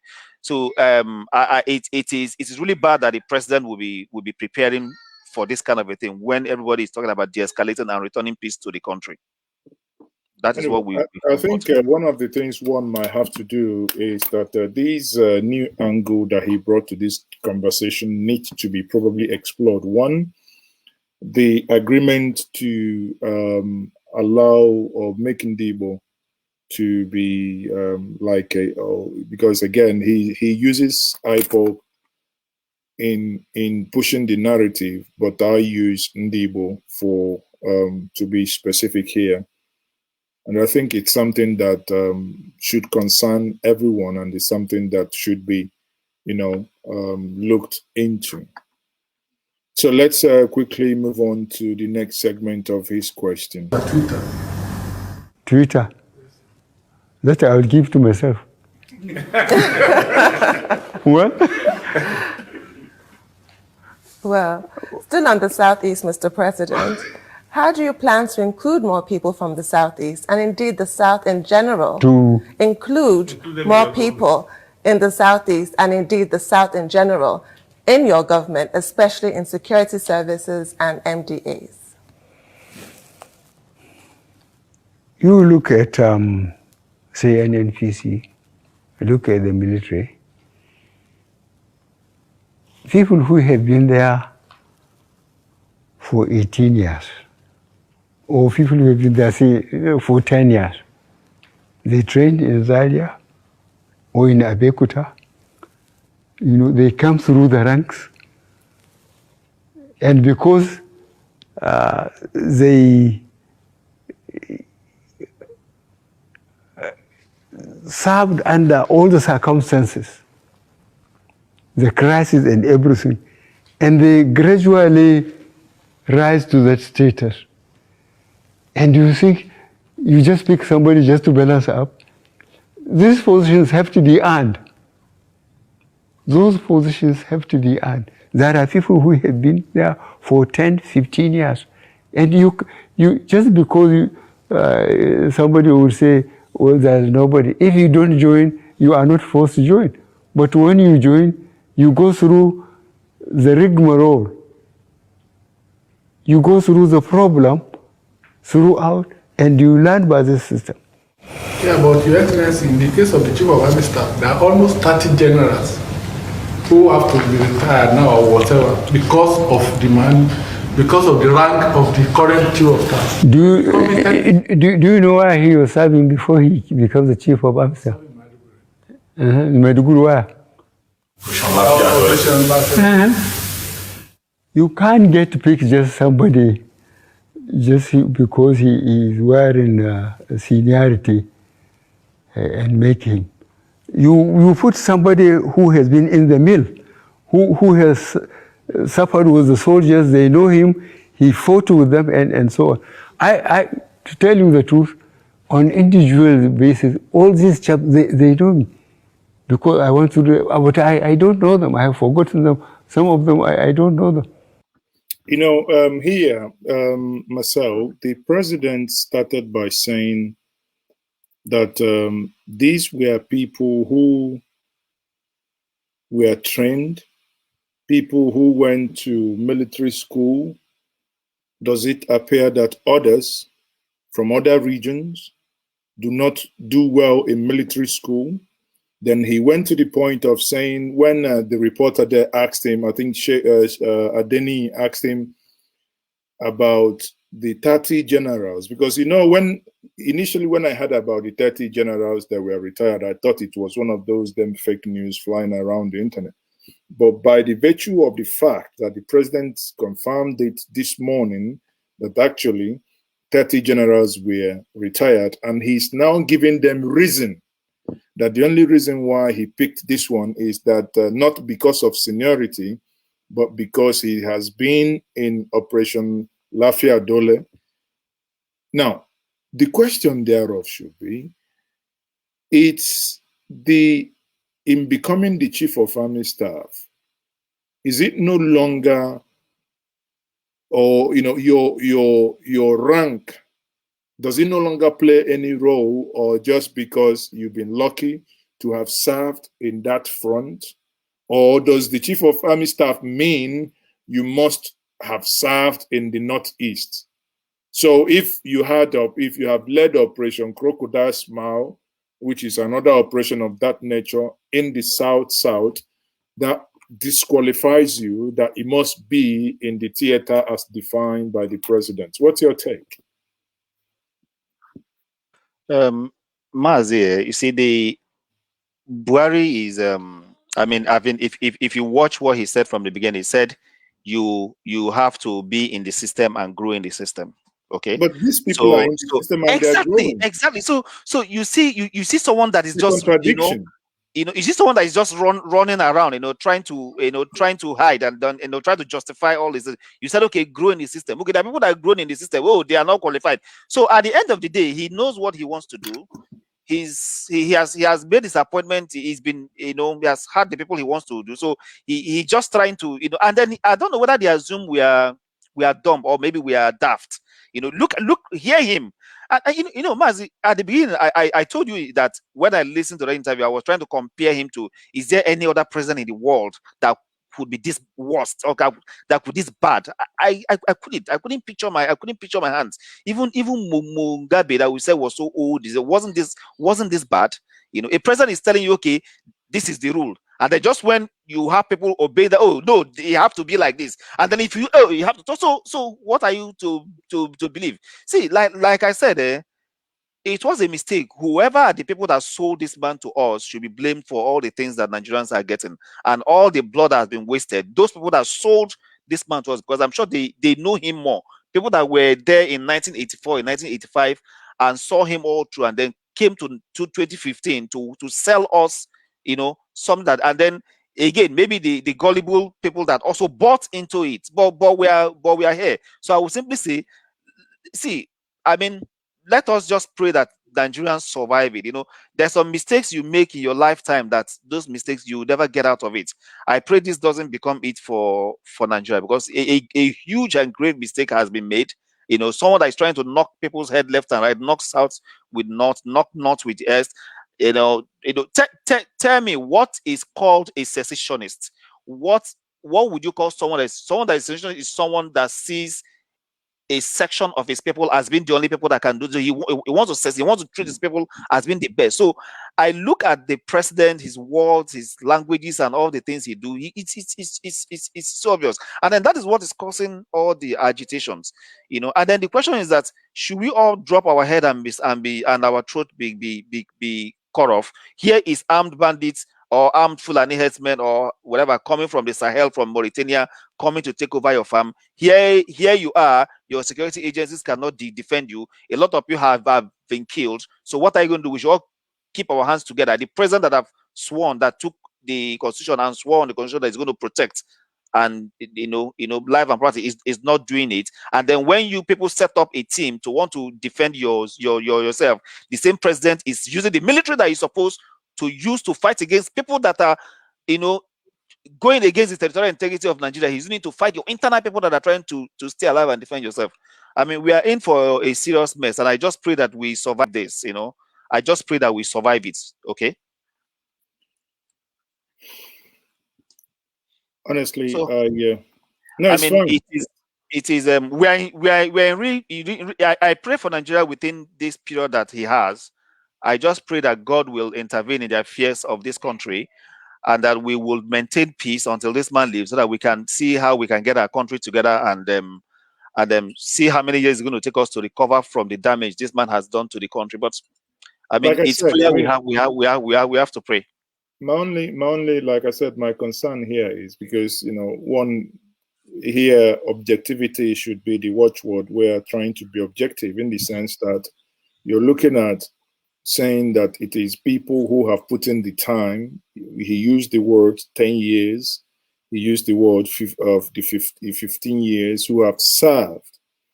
Now, and these people who have served diligently at the point of getting rewarded for their meritorious service, you now say, oh, they haven't gone to the theater of a segment, because the way it is now, Nigeria, every part of Nigeria is a theater of war, right? So the Northwest is, he just said it at the beginning, the Northwest is a theater of war.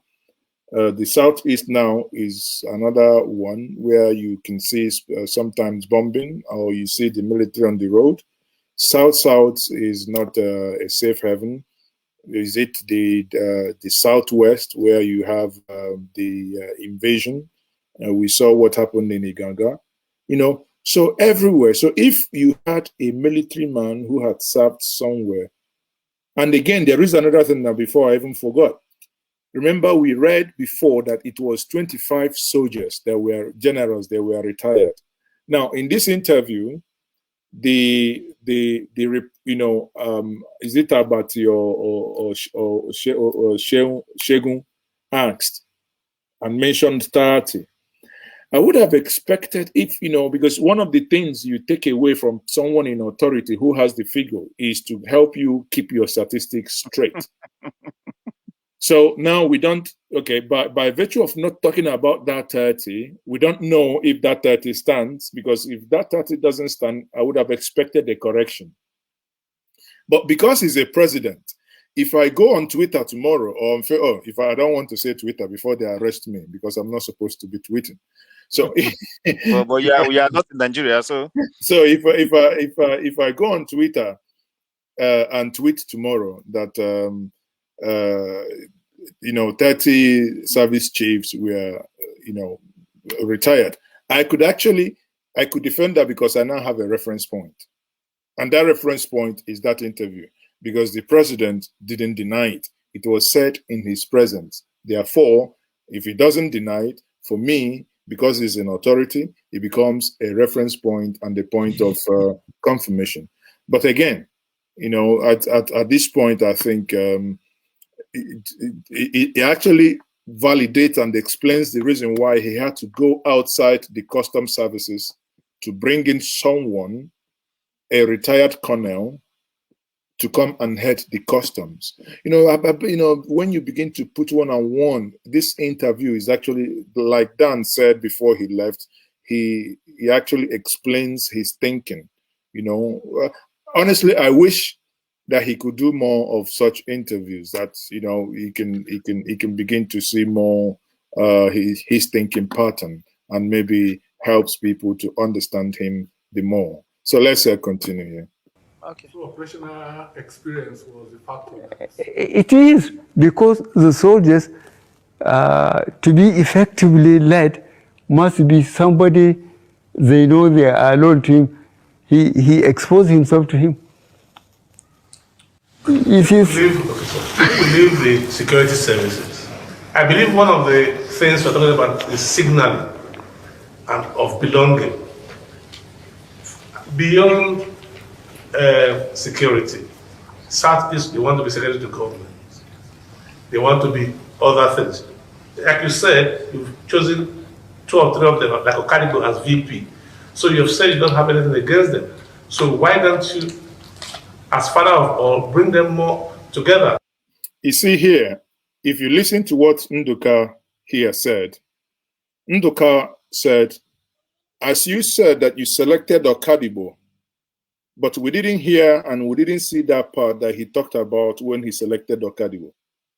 You see that part was cut off. That part that he talked about, when he selected Okadibo. I'm just trying to point that out because Nduka alluded to that. Make them feel belonging. Make them feel like your children. You better get a list of our civil servants. If you think there are no people from the Southeast. There are people from the South in this. But they know they have to go through the mill.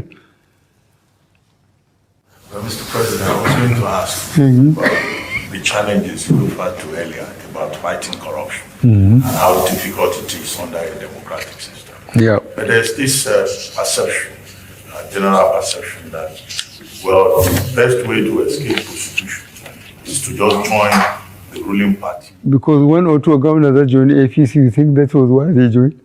Well, it's a matter of perception.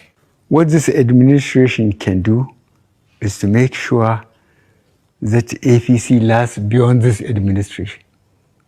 And we started registration from polling unit to ward, to local government, to the state, so that APC will know how many of them there are in state by state, in even local government by local government, so that by the time this administration goes, they will be firmly on the ground and they can continue. And that is the best thing politically for the country and for the party.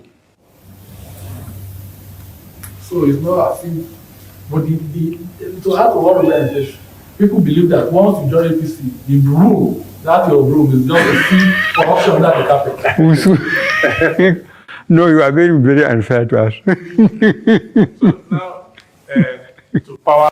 You know, I think that's a very funny one here. They threw back at him the comment made by the former APC party chairman, Adams Oshomole, that when you join the APC, your sins are forgiven. Obviously, in his view, that they need to build APC to be a more reliable party. So do you believe in what he said? Mazi, when somebody has lied to you the first time and lied to you the second time and lied to you the third time, so you still want to believe any other thing that comes out of his mouth, right?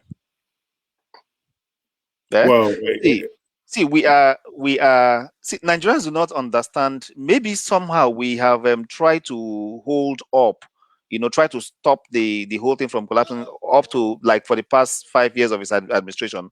But I'm having a feeling that this man knows he has 2 years, and he's yet out to cause him the most damage. So the Nigerians have to find a way to hold on and manage this status quo. A lot of life will still be lost because the Fulani herdsmen has not stopped, the bandits has not stopped, the Boko Haram has not stopped, and then the military activities in the southeast is still ongoing.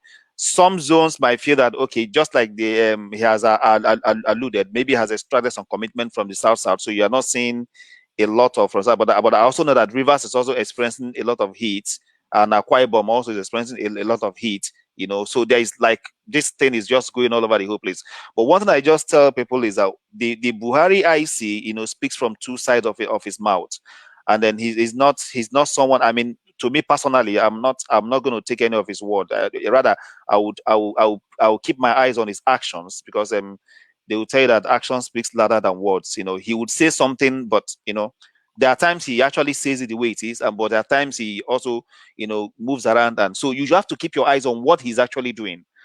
And what he's doing is, in his tenure, there is a lot of uprising and insecurity of external people trooping into Nigeria and trying to take over a lot of places within Nigeria. Those are the facts that we're seeing. During the JAJ time, it was only Boko Haram that we're dealing with. I know there was bombings here and there, but Boko Haram takes responsibility. But this time around, I mean, we hear bandits, you hear unknown gunmen, you hear Fulani herdsmen, no responsibility, nothing. But the carnage still goes on. I pray for the country sincerely, and I just hope that this nightmare ends as soon as possible, and let's have our lives back. Okay, thank you very much. So we quickly rotation. Yes. There's an agreement in APC to move power from north and south. But what parts of the south, or where do you think the president should come from to keep your legacy going? Should we allow the party to decide? I have just told you that we started from bottom up. And I gave the acting chairman, at the end of this month, June, he asked for an expansion. For them, the committee, we developed terms of reference, we put a committee you know, and they are going to give me this report by the end of the month on the convention we are going to conduct and then arrange the general elections, you know, up to 2003, all the elections. And we will start this from bottom upward so that members of the party will feel they are involved in decision making. Nobody is just sitting here in Lagos and asking them what to do. This is what we are arranging. So there's no succession plan? No, succession plan, it depends on the party. We are going to leave that to the party. The party will sit and make its decision by the constituencies, you know, they won and so on. So those who want to be president, they better join APC. Now, Marcel, how do you take his answer here? He said that his succession plan should be left for the party. But if you recall, when he came back from London in 2017, people were asking him regarding restructuring that the party promised that was in the party manifesto. He said that, well, that was the party, that he, Muhammadu Buhari, didn't. So somehow, isn't that contradicting that he's now obviously something, when this was to be a decision, he took that decision not to talk about restructuring and pushed it back to the party. But here, it's a time to take decision, talking about having a succession plan. Somehow, again, he wiggles it back to the party once more. Mazi, again, I'm just like repeating myself in this program. He doesn't take responsibilities, and one thing I see that's very, very good about most politicians is they don't want to be seen as they are the one that did it, so they could go through other means to get their things done and still maintain the feeling of, look, it's not me, it is the people that made the decision. But again, taking from his words, spoken and unspoken words, he said one person will not be in Southwest and decide what happened in Southwest. So he's basically trying to tell you that whatever is the power in Southwest, we will not be allowed to do whatever he wants to do. So you ask me if I'm to... So basically, what you're saying is that he's making it a public now that he was going... No, I mean, those are his words. He said one man cannot be from Southwest and decide. No. So there has something will have to happen. He has given a warning shot that somebody it was a clear in Southwest should be aware. It was a clear warning shot. So Mazi, let us put the whole thing that we have heard, both spoken and unspoken. If the presidency is going to come to the South, the Southwest might not, from the feeling I am getting, the Southwest might not be supported. So it is it will most likely be within the Southeast and the South-South. Now, if you put the Southeast and the South-South, there is a deal already in place that is, okay, South-South has agreed to do something. So the question, that's why I told you that we need to dig a little bit to know on what basis was that agreement reached and what was extracted. So if you add things, you could begin to extrapolate and see what will probably happen in the policy between the next 2 years and the presidential elections. And then watch. Remember we had this discussion. So at that time, please, I know you will be kind enough to probably remind people this. So judging from what is happening, there might not be a power block from the Southwest. The Southeast is already in turmoil, so the Southwest might not even be a contender from the body language, and all that.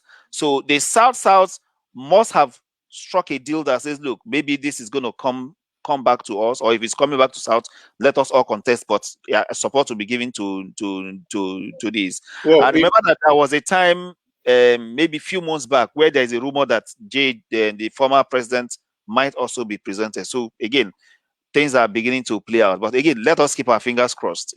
Time will reveal things. Well, without necessarily going into who might be the person that they might pick, but you're right. from this video now, you can see that one, there is an agreement, which I can put this way: block them off.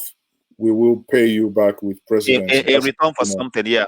Exactly. And then remember recently there is something that was going on social media about also, you see, when I tell people that the social media is a lead, you know, if you pay attention to the social media very, very well and look at trend analysis, is a lead to whatever is coming. Remember that just a few weeks back there was this WhatsApp going around about I don't know what's the name, this guy in South that betrayed his people, and then Sarawiwa that betrayed his people, and then he was given a position, and then he tried to ask for the oil, and then at the end of the day, all this Abacha thing, and then he was executed. So that WhatsApp message was going around like a warning to a particular people that, look, do not betray your people for something that at the end of the day you'll be dealt with. And now the president is coming to tell us that some kind of, he was happy with the kind of things that are extracted from the South. So the political leadership in the South needs to tell us. The president has basically put them on the spot. So I think it's one area that in the next coming weeks, and you know, listeners and viewers, you join us in the next coming weeks and days. We will want to explore this angle, because it's, for me, it's a very interesting lead that the president has just leaked out here. And when you, as you rightly said, when you just oppose it with other things happening, other actions, I'm actually, by the things the president said today, the timing of the interview, the 2 zones, just note the 2 zones he mentioned. Not only that, but in this interview, he has somehow struck the APC leadership in the Southwest. And this interview and what he said is coming along the time that he has gone to the Southwest with a minister that he's well pleased. People, I'm not going to say the rest, but use your tongue to count your teeth. I'm getting to something. Something is becoming very, very clear now as what the game plan could be. You know, we don't know. And again, it clarifies why suddenly in the last 2 weeks, all they hear, why would the Igbos be talking about Igbo presidency while there is conflict in the Southeast? And you ask yourself, was there peace in Northwest when Buhari was elected? Boko Haram was at the peak. Yes, exactly. Was there peace when Umaru Musa Yar'Adua was elected? How all of a sudden you're talking of power shift and you're making the people look like okay, because something. I mean, these are conflicts. What we should be talking about is how do you resolve it? Are they genuine concerns? If they're genuine concerns, can you address these concerns? So rather than, and remember what we had talked on a call yesterday in terms of those interventions, I can tell you that those interventions could be dead on arrival by the languages used in this interview. Yes, I mean, that's exactly what I'm thinking. Anyway, exactly.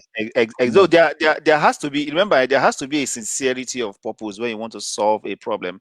And I didn't see that olive branch being extended here. Exactly. Rather, it was somebody that put a vault face and say, "Look, damn the consequence. I'm gonna do this if you do this." You know. So let us pray for the best. I pray that God should keep us alive and keep the president alive. Definitely, we will give him good health, and then also touch him and change his heart to know that all Nigerians are Nigerians. No Nigerian is better than the other. We're all one, and let us build peace. You know, I've always wanted a peaceful country that will grow and flourish. Anyway, again, I think honestly, it's the more. That's why sometimes I like this content analysis, because when you're engaging in such, then you're unpicking some of these things gradually. It's like a puzzle. Once you do it, you begin to fit in the puzzles where they belong. The economy and the limited economic growth that we've seen recently, and I'll start with foreign direct investment. Even though your administration has given the right signal with regards to ease of doing business, Nigeria has barely improved, and we're losing foreign direct investment to our neighbors such as Ghana. What can you do to make Nigeria a more competitive and more attractive destination for foreign direct investment? Well, this question was answered when there was this answers. You remember the young people who wanted to march here and remove me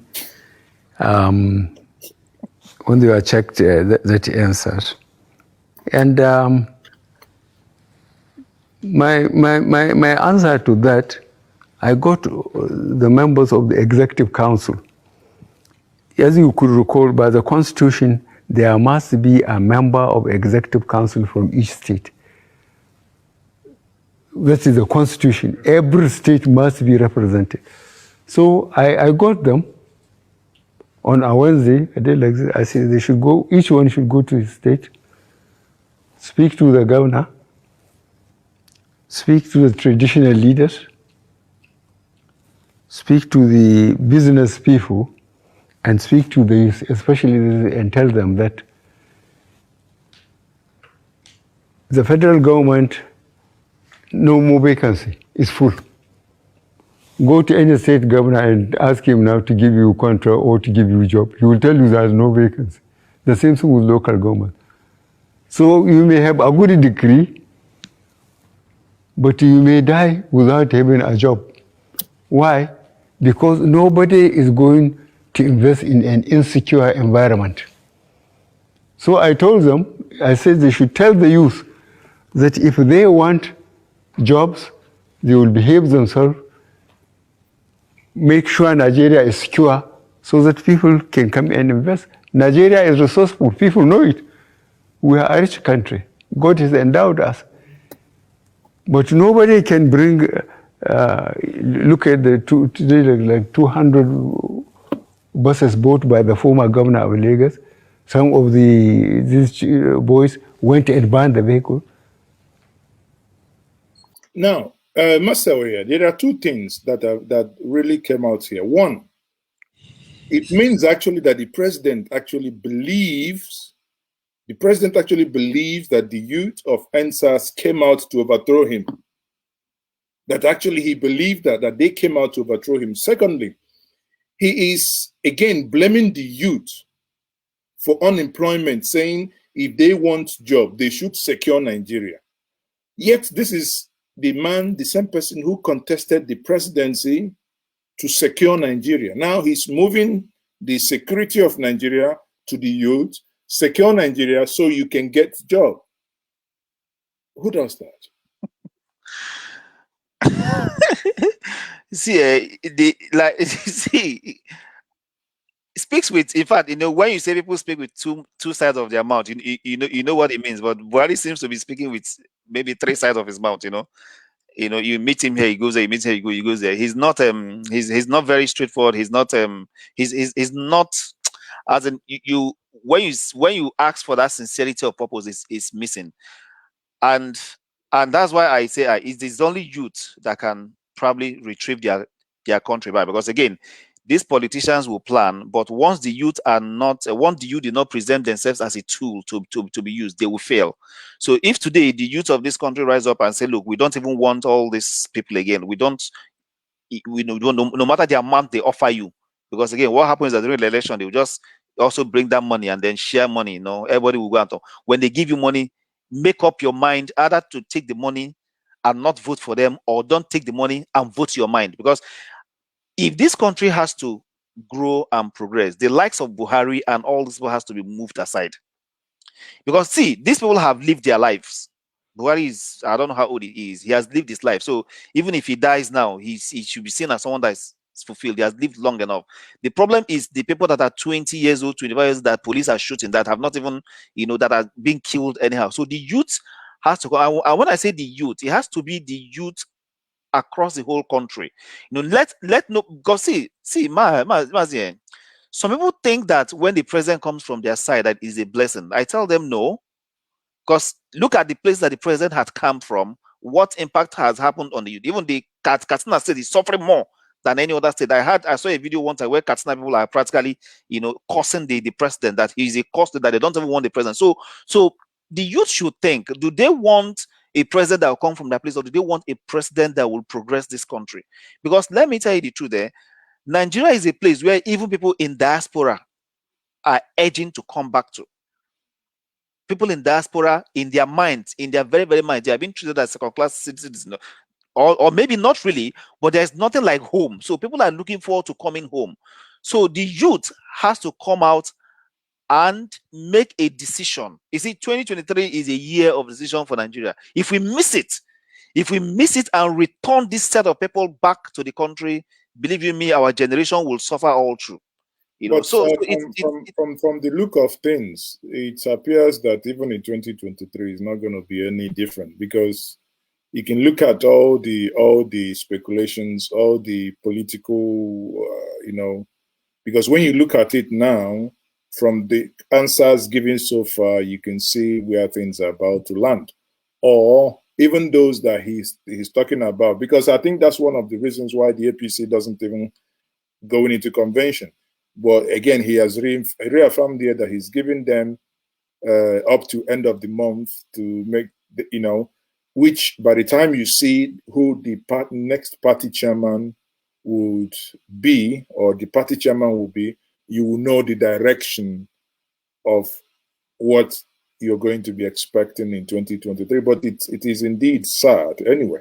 But again, Mazi, if you understand what countries are doing for their young outside this country, outside Nigeria, the youth of Nigeria will understand that these people are basically wasting them. You came to Earth. Let's take that we're all in the same Earth. So somebody born in the UK or somebody born in US will also say he came to Earth, and then you're born in Nigeria and faced all, also you came to Earth. We are on the same Earth, but some people Earth looks like heaven, and some people Earth looks like hell. So it is the political leadership and the youths. Again, I keep saying the youths, because look at what is happening. Even the so-called people that ran around 2015 shouting "Say Baba" and beggars, everybody is suffering. Everybody. Is it not when you eat enough that you want to give the beggar to eat? So people have to make up. And let me tell you, Nigeria can be salvaged. I tell you, it just takes a leader that understands stakeholder management and engagement, not the one that has bitterness of something. He has a bitterness from the Civil War, and he's in his mind he's reenacting a strategy of 1967. Maybe he thinks 1967 that 2021 is 1967. We need to really get this people out of the way. We need to get the youth to find a way. 2023, just find a way to just move them out. The youth can make up their mind to vote a youth president, somebody that is 40 or less than 50. Let's even try him. We have tried all these people, this recycled. Yeah, but again, you're right. But again, the youth can do this, the youth can do the other one. In the last election, you had people like Kingsley Moghalu, you had Sowore, yet the youth hate themselves so much that they couldn't even vote themselves.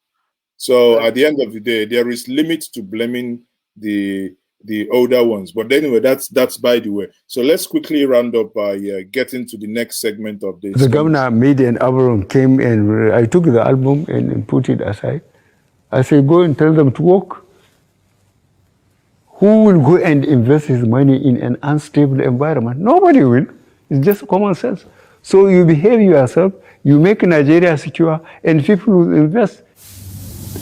So coming back to competition, looking at the issue of, as we are petroleum minister, Mr. President, the issue of spending money for subsidies, which is taking monies that should have been invested in infrastructure, which we also come to.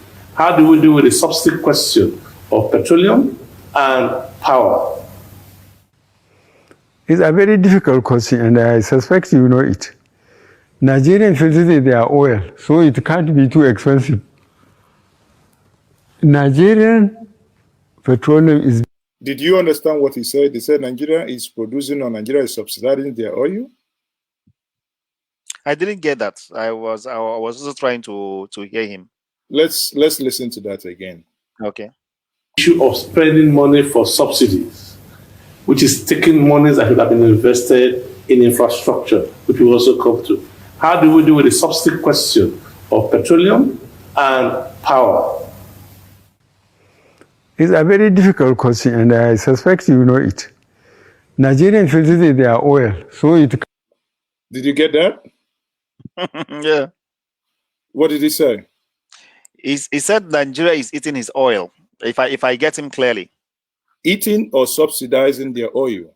He said, okay, you can step it back a little bit. He said he's eating. Nigeria is eating his oil. Let us go back a little bit. Maybe let's give it a last chance. Who will go and invest his money in an unstable environment? Nobody will. It's just common sense. I don't. There's no vacancy. The same thing with local government. So you may have a good degree, but you may die without having a job. Why? Because Nigeria is resourceful. People know it. We are a rich country. God has endowed us. But nobody can bring, look at the like 200 buses bought by the former governor of Lagos. Some of these boys went and banned the vehicle. And one other thing here is actually what the government is still, sorry, before we continue, what the government is also, or what is not acknowledging is that the protest was peaceful until the government brought bandits, both in Lagos and in Abuja, to come and disrupt the protest before violence ensued. The governor made an album, came and I took the album and put it aside. I said, go and tell them to walk. Who will go and invest his money in an unstable environment? Nobody will. It's just common sense. So you behave yourself, you make Nigeria secure, and people will invest. So coming back to competition, looking at the issue of, yes, we are petroleum minister, Mr. I think this is going to be the last shot we're going to give it. So I employ everyone watching us here, help us listen, increase your device. We need to catch up what he said here. And if you did catch it, please can you use the comment section to tell us what you think the president said here, because that is going to be very critical. President, the issue of spending money for subsidies, which is taking monies that should have been invested in infrastructure, which we also come to. How do we deal with the subsidy question of petroleum and power? So here we come, people. That is the answer we are waiting for. It's a very difficult question, and I suspect you know it. Nigerian filtered their oil, so it can't be too. So what did you hear? I think he said Nigeria is subsidizing their oil. Exactly. So that's what I think. Oil. Yeah. You know, again, let me quickly try again. And power. It's a very difficult question, and I suspect you know it. Nigerian filtered their oil, so it can't be too expensive. Yeah, I think he said subsidizing. Nigerian petroleum is being sold from here up to Ghana. At the pump station, Nigeria, people will take it, will close the borders, they put jerry cans, they ride the machine through the bush. And if you try and give it the cost and insist that it has to be economic base, Nigeria will say this is their oil, and they will riot and push you out of wherever you are, even if it is presidential villa. They will push you out. Now, what the president is saying here, the question was, why are we still paying subsidy? But I don't think he has actually done justice to that. But again, what he says now contradicts the video that was trending when he was contesting for the presidency, where he said, who is subsidizing who? That anybody that says subsidizing anything is a fraud. Let him come and tell me who is subsidizing who. So that is a direct contradiction to what obviously he said at that point now, because he's trying to justify. In my understanding what he said, I might be wrong, but what I understood he said is, if you try to remove subsidy, that the people will come and they will even remove you from the office. Isn't that? Now he talks about how we take our oil and we go sell it in Ghana. But who cares? if we produce our oil, and who cares whether Ghana, Niger, or whatever is coming to buy it?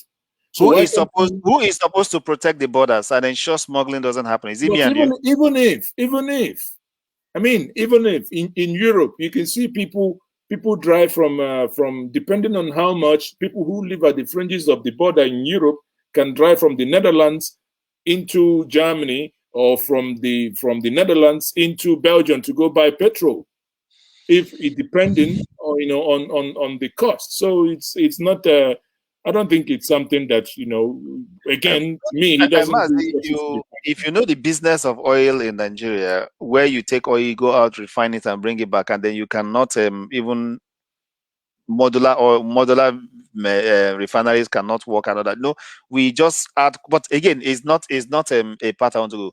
The only thing I want to tell Nigerians is that the day of the presidential election is the day they have to make up their mind and decide to. Let me tell you the day. Let me tell you the truth, Mazi. This is my thumb. I can decide that this thing cannot repeat. I vote and I damn the consequence. Let me tell you, once you vote them out, they're out. Nothing they can do. Nothing. The new person comes in. So they need to understand that power they have. That once they vote him, once there's a massive, I know they rig elections, but they also rig elections in places where they have some support. Okay, you can support them and make noise, make them feel important. But on that day, go and vote them out. Once that election is announced, the person ceases to be. He goes. He can't change it. And they go away with their troubles. But if out of fear that, okay, you collected money, the person that collected money from will say I didn't vote. And I mean, we have to damn these things at the point and save this country. We have to make up our mind, damn these things, and otherwise, maybe one day there won't be anybody left for them to rule. Now, I reading the comments, some people are saying that what the president said, that Nigerians are stealing their oil. Could that be another dimension to that? Nigerians are stealing their oil because no, I heard, he has this intonation. I hear soft-sizing their oil. If it is stealing, you're going to hear the T, because that is going to be a hard one. But I hear somebody soft-sizing their oil, and which looks like more or less like I mean, look at us now trying to even make sense of what a president is saying. I mean. We are guessing, but let's not be misquoted. We are just trying to be fair. Yeah, we are just trying to understand. You see, this is their oil.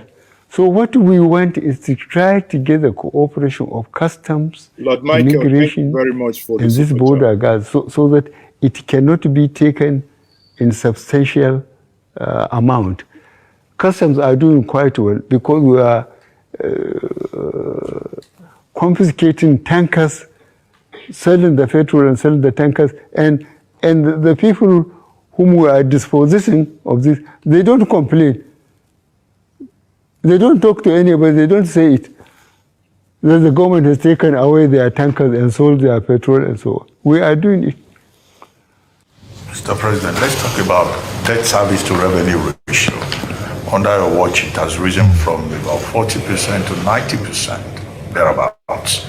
And there are many who are complaining that, well, because of this heavy debt burden, it's becoming very difficult to fund. But again, Marcel, do you think he did justice to the question asked before Ruben Abati comes in?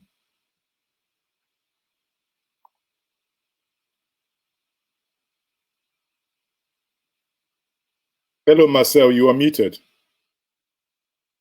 I said that even here, I'm straining my ears to really try to make sense of the words coming out of him. So maybe people in the studio would get more cares, but I didn't get him, and I don't think he answered the question. Just like the way he's been speaking from here to here from time to time. And then Mazi, I keep telling you that I do not blame Buhari for what he's doing. But it is the mechanism that sold him and the the people that bought him. So let's just pray that 2023 comes and go, and let's see how much of our life we can get back. But okay. If we repeat the same mistake in 2023, remember that whoever wins will want to do 8 years. So if you repeat the same mistake in 2023, you are looking at 2031.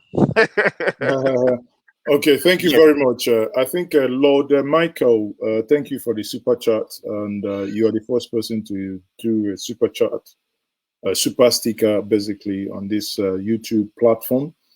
And we will be sharing shortly the Telegram link to join Njenje Media TV on the Telegram. You can as well click on that link and join Njenje Media on Telegram. So while we're about to round up now, we will take the second to the last segment of that interview. So second to the last segment of that interview, please. So we're going to do that now. Infrastructure. What measures is your government putting in place to diversify the economy and to further increase revenue? Well, we start talking about the infrastructure. I would like you to check how much we were earning from 1999 to 2014. Our production. If you check, you will find out the average production was 2.1 million barrels a day. At the average cost of $100 American per barrel. So 1999 to 2014, we were earning 2.1 million times 100 each day. Look at the state of the infrastructure. Look at our roads. Look at the rail. Look at power. And tell me which country developed without infrastructure. And did you ask those regimes, or that regime, whichever it is, what they have done with the money? No roads, no rail, no power. I sit here and see the amount of casualties we are getting between Lagos and Ibadan alone on daily basis. Tomorrow I'm going to commission the rail, the roads, and ask people. So you see, this segment is where I think Dan alluded to it, where it confirmed that actually that interview, as was advertised, was not live, that it was recorded previously. Who are living in Lagos now going to Ibadan or coming up country, how easy they have found it. This is what we have been doing. But what have they done with all the money they are getting? Look at power. There had been a lot of waste. There had been a lot of waste. Yeah, Your Excellency, I was commending you on infrastructure. Your government has done quite a bit on infrastructure, but there is also something about infrastructure that is surprising to many Nigerians. You are carrying a lot of this infrastructure to Niger Republic. Road, rail, people are wondering, what is the attraction of Niger Republic? Why is there obsession by the Buhari administration? Okay, before they get into Niger, because I think this is another classic. This segment is another classic. Is there anything you have to say on the question on infrastructure? Because I think, again, hate Mr. President or like Mr. President on infrastructure, he has visibly done more than those before him. Do you agree? You know, I will ask you which infrastructure, because again, I left rail infrastructure, the one here. Those projects. Again, Mazi. You know, you see that I know you said those projects were started by Goodluck I need to give you. I will give him credit where need be, but I need you to understand what was happening. Okonjo-Iweala during the JJ time negotiated an oil swap deal with the Chinese for infrastructure. Okay, and that was where you are seeing a lot of these projects in terms of the airport, the rails, and all those things were beginning to materialize. So I can give it to him that they continued that deal. They continued that deal, and that infrastructure continue. But remember when I came to have a 7th region, which is the Niger region. So Nigeria is made up of 7 regions, not 6. So, and I told you that sit down and make a computational analysis of our budget for the period Buhari was in office, the project he has done. Because again, a project can cost 2 billion, another project will cost just 500 million. And then when I give you a project of 2 billion, I give you a project of 500 million, I was okay, I've given you guys 2 projects, but they're 2 different things entirely. But where you will know the amount spent is when you sit down, bring all the total budget together and put it, and that's why I like what Budge IT usually do. You put it across the zones and see how much was spent across zones. Then that's when you will understand what it is. And in terms of infrastructure, that would also bring clarity. At this stage, we are not infrastructure in Nigeria. It's something we are supposed to have gone beyond. Sure. But here we are.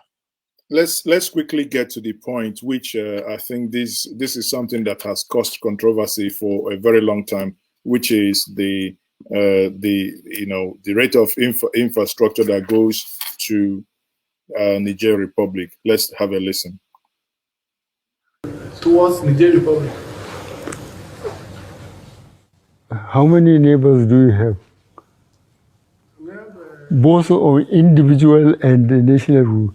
You have to cultivate your neighbor. If you don't, you are in trouble. If you could recall, when I came, I went to Chad, I went to Niger, I went to the Cameroon. Look at what happened with us Boko Haram. If we are not in the good relationship with Niger and Chad and Cameroon, Boko Haram would have done worse things to us than this. And you say I'm carrying to Niger. I told you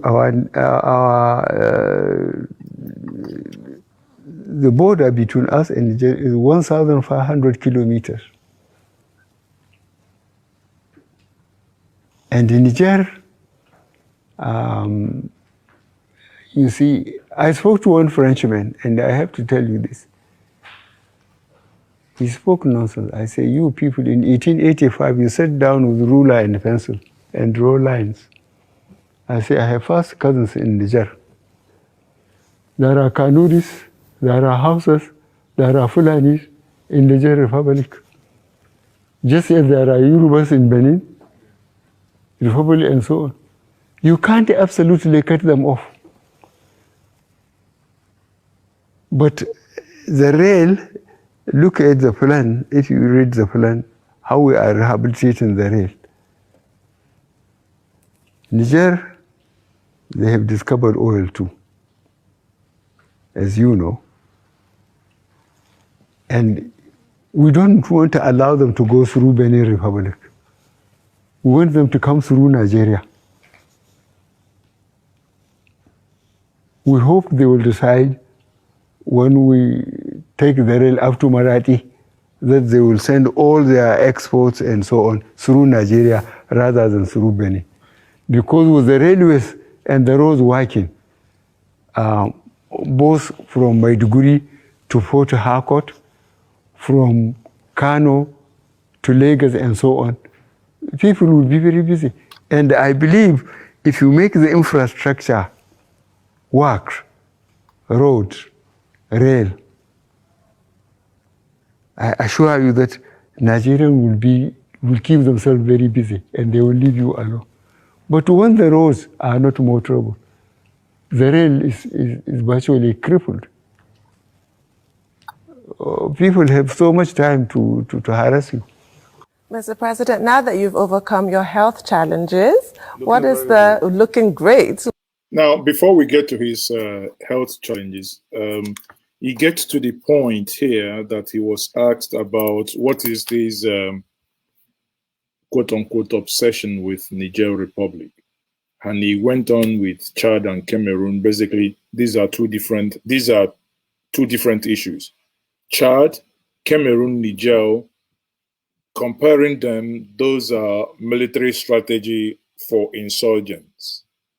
Whereas the issue with Niger, Maradi, is clearly a case of economic empowerment. And he also here made a clear case that, which sometimes I think maybe, as Dan said, maybe in his frankness, maybe, I don't know, because he could have been more diplomatic, but he was so blunt in saying it that, you can have cousins, you have Kenuris, you have Hausas.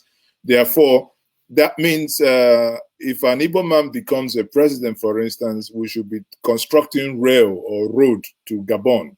Is that, that's probably a Yoruba man becomes a president now. There must be a road and rail network connecting the Togolese or Benin Republic. So what's your take? Mazi, one of the reasons why countries are poor is also what is called misapplication of resources. Okay, so somebody will sit down, you have money, they're what they call economic infrastructure and social infrastructure. So economic infrastructure are the infrastructure you put in place for economic gains, and those infrastructures will end up recouping their money, recouping the money you've invested in them. Social infrastructure are infrastructures that you look at it that your people, you need it for social welfare. Okay, so if you put this, so most countries will want to place money, apply money on economic infrastructure, so that when they recoup the money, a part of it can go into social infrastructure, because it just makes common sense. You have a business that can recover your money fast for you, and they have the one that are for free.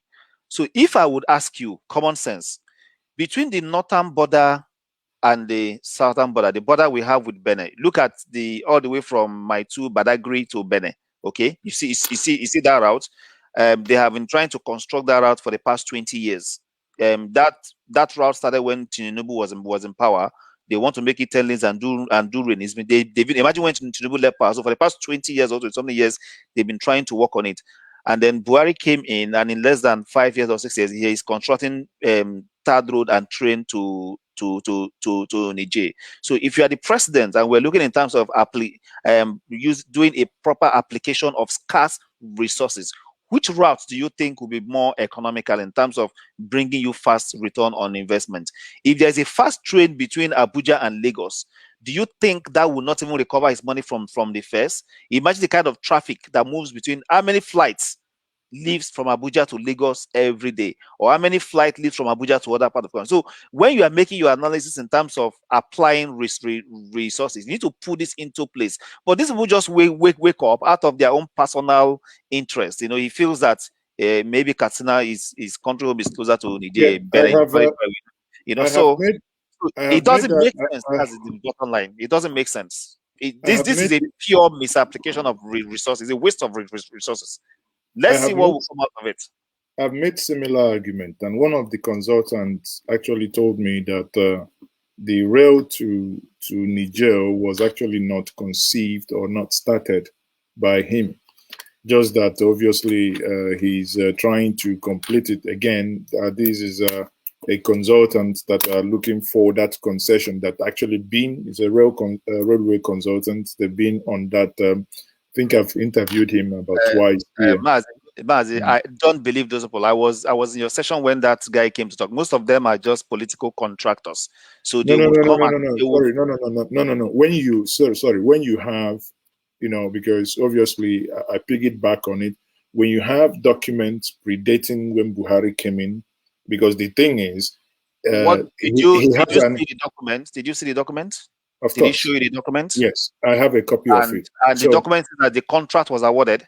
No, not the contract. That you're talking about the conceptualization of that route. The part already done, but that's what is being done. What is being argued here is about freight actually, not passengers. Mazi. But hold on. It's freight, not passenger. And the whole point is that they don't. But again, when you look at it, which he alluded here, so that they don't go through Benin. I'm like, Benin is too small for us to even compete with. Benin is coming into Nigeria. Short the border of Nigeria to Benin. Benin would lose strongly. So see, this will just come up with lazy excuses to want to justify their personal whatever. Anyway, but the point here is that, hold on. The point here is that we are not to basically we're to analyze these things objectively, not to misinform the public. So it will be unfair. Mazi, it will be unfair to sit down here knowing the truth. No, it is not about knowing the truth. we might have plans to build trains connecting all the 6 regions. These are plans, right? But when you are applying your resources, you are applying your resources in such a way that you wouldn't be seen as misapplying resources. Okay, no, if I have planned to join trains from Abuja to all the 6 regions and to all the neighboring countries around Nigeria, and you are asked, if you are the president of the country, you saw that plan, you are asked to prioritize. Listen here. I understand what you're saying. Even when that document was shared with me, I pick it back on the individual in question. And one thing that is very clear, because you can see where they've actually done, it's a very fantastic document. It's, you know, it's about, I think about 200 and something pages. You see where they've done research, and you can see it mapped out the most lucrative route in Nigeria. And if I tell you that that's the most lucrative route in Nigeria is not even looked at. Exactly. It reaffirms what you're saying, but what I want us to, in as much as I agree with that, but what we must say is the misinformation out there that because he's the president and he came in and he's doing that route. No. The information is about priority. Of course, he can have exactly. The information out there, if I become the president of the country today, if I want to be nepotistic, when I take that report, I will do the one that favors me first. But if I want to put the country first, and I want to put Nigerians first, I will do priority on scale of preference. Actually, if just like the one done by what's it called, GM, the Port Harcourt Medugri, you know, if we actually look at it, from that report, passenger train doesn't pay. What actually will pay for itself is the freight. But again, a president could not have said he has done a railway if it's only freight. So you see where politics, again, you don't want to kill your party, you don't want to kill your legacy, because if you say, oh, I've done our papa to Port Harcourt by this, and it's only importers and goods and services that will be moving on there without people entering the train, offering, because even in developed world, you see that even sometimes they don't even break even. That's why government keeps subsidizing in some routes. But hey, that's, you know, that's what it is. But so, if you look at London, for instance, I mean, we are both in the UK. Did you see the network of trains you see within London city, and then how it's gradually moving out to other areas? You do not take that money and start to develop other areas when the center itself has not been properly linked. If Nigeria is properly linked, we do not need businesses from Niger. Business from Niger will be a second. Niger will be the one that will be paying to come to us, because a lot of the trailers come down. Niger is supposed to pay for that route, not we paying. You know, so let us again. I'm very blunt and very straight. So that's why at times when I come in these programs, I don't play politics. I want to just no. It's not exactly the way the way my mind, exactly the way. Look, we must We must listen. It's good whenever you're having such conversations. It's good you put out the facts there. Out there. Once the facts, no, hold on. Once, just like statistics, when you look at statistics, you can interpret it anyhow you want, right? But it will be unfair to say, me sitting down here knowing, having seen this document, now to sit down and say, oh, they started it, oh, they're doing this. No, you put up the fact first, then you can now say what you think they are intending to do. Mazi, which he said here. No, hold on. He doesn't need to. Question? He doesn't need to. He doesn't need to convince me. He has said it himself. Maybe the reason why he picked priority on that is because of those family ties. He said it himself, not me. Okay? We have a lot of congestions in our Papa Port. You saw trailers all over the whole place, and Lagos is practically being overrun by that port. And then we are going to build freight to Niger. I mean, let's be factual to ourselves. But it's fine. Let us move on. But when you look at the report, that's what I'm trying to make you understand. Who wrote the report? I can write the report. I can write the report to favor what you want me to write. These are consultants that were. What's the name of the consultants? I might even want to know them, because these are consultants. Listen now, these are consultants that were commissioned actually under Obasanjo. their recommendations is telling you that it's freight that is going to pay. So now, if this document is there, Obasanjo came in and didn't implement it, good luck came. Mind you, there was a railway, 25-year railway master plan that had these Lagos to Asaba, Lagos to Onitsha, Enugu. And Jonathan had it there. He didn't do so.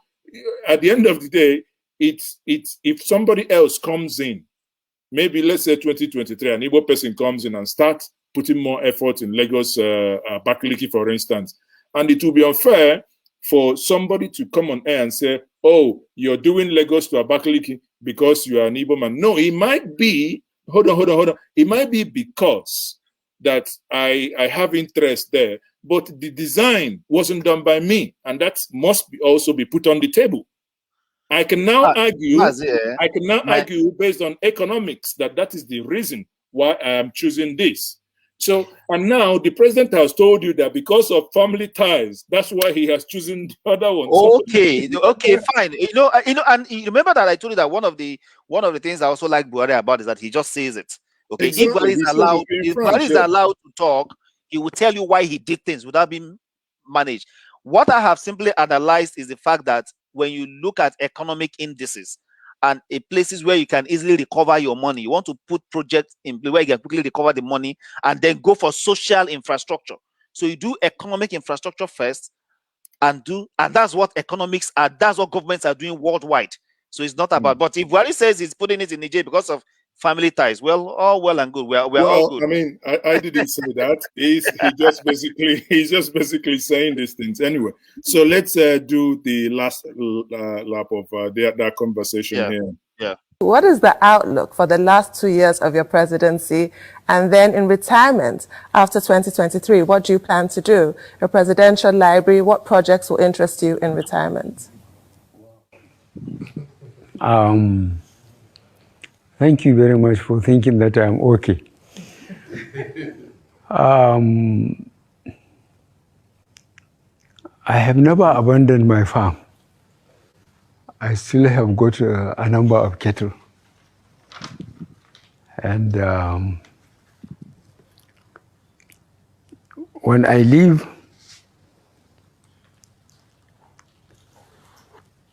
I will be going to my farm daily. I will try and keep myself busy. Between now and then, I will try to keep on convincing Nigerians that I mean very well. I will make sure that the three identifiable problems we have, security, economy, and fighting crime, I will continue to work on it. And as I said, visibly, we made progress in the Northeast, we made progress in the South, but I'm overwhelmed almost by Northwest, and they are going to get it very soon. Mr. President, what will be the Buhari legacy? Well, I will allow Nigerians to discuss it. I hope they will be fair to me. I wouldn't like to say it myself.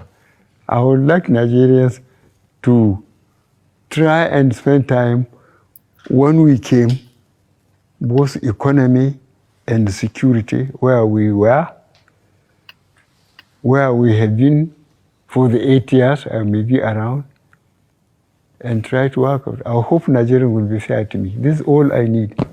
All Nigerians may be having fears. What's your message to the people of Nigeria today on your 6th anniversary, on where we are, and over the last few days? Last question. Yes, under the system, Nigerians would say what they want. They want to, they are all republics.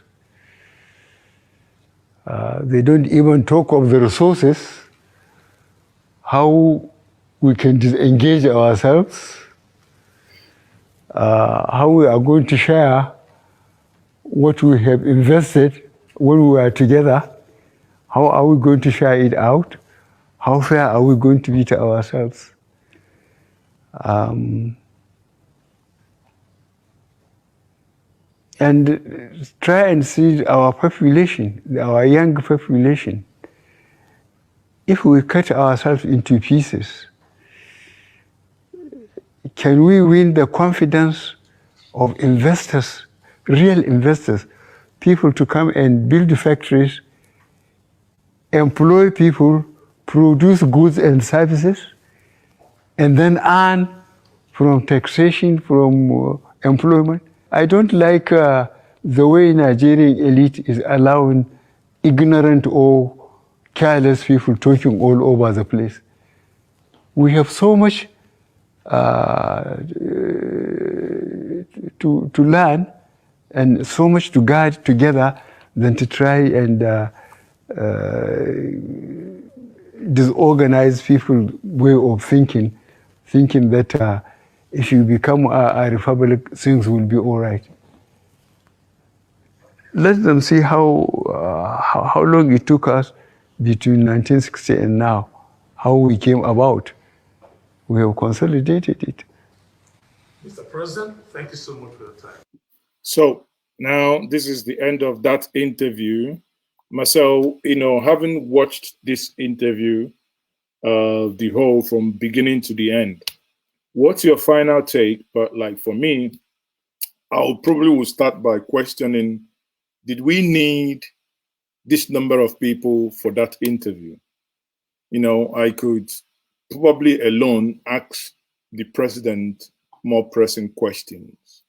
Or was it that they were not allowed to ask, because I didn't see on most of the things he said, I would have loved to see more follow-up questions, kind of drill him. I mean, the whole interview wasn't too punchy for me, but at the end of the day, one has to recognize that you're dealing with President Muhammadu Buhari, who probably might not be as, punchier in his response as, some other people might be. And 4 people, is it 4? Yeah, 3 men and 1 female asking a 45 minutes interview. Split that into 4 is just roughly, less than 10 minutes engagement each, or rather 7.5 minutes or whatever. So I don't know.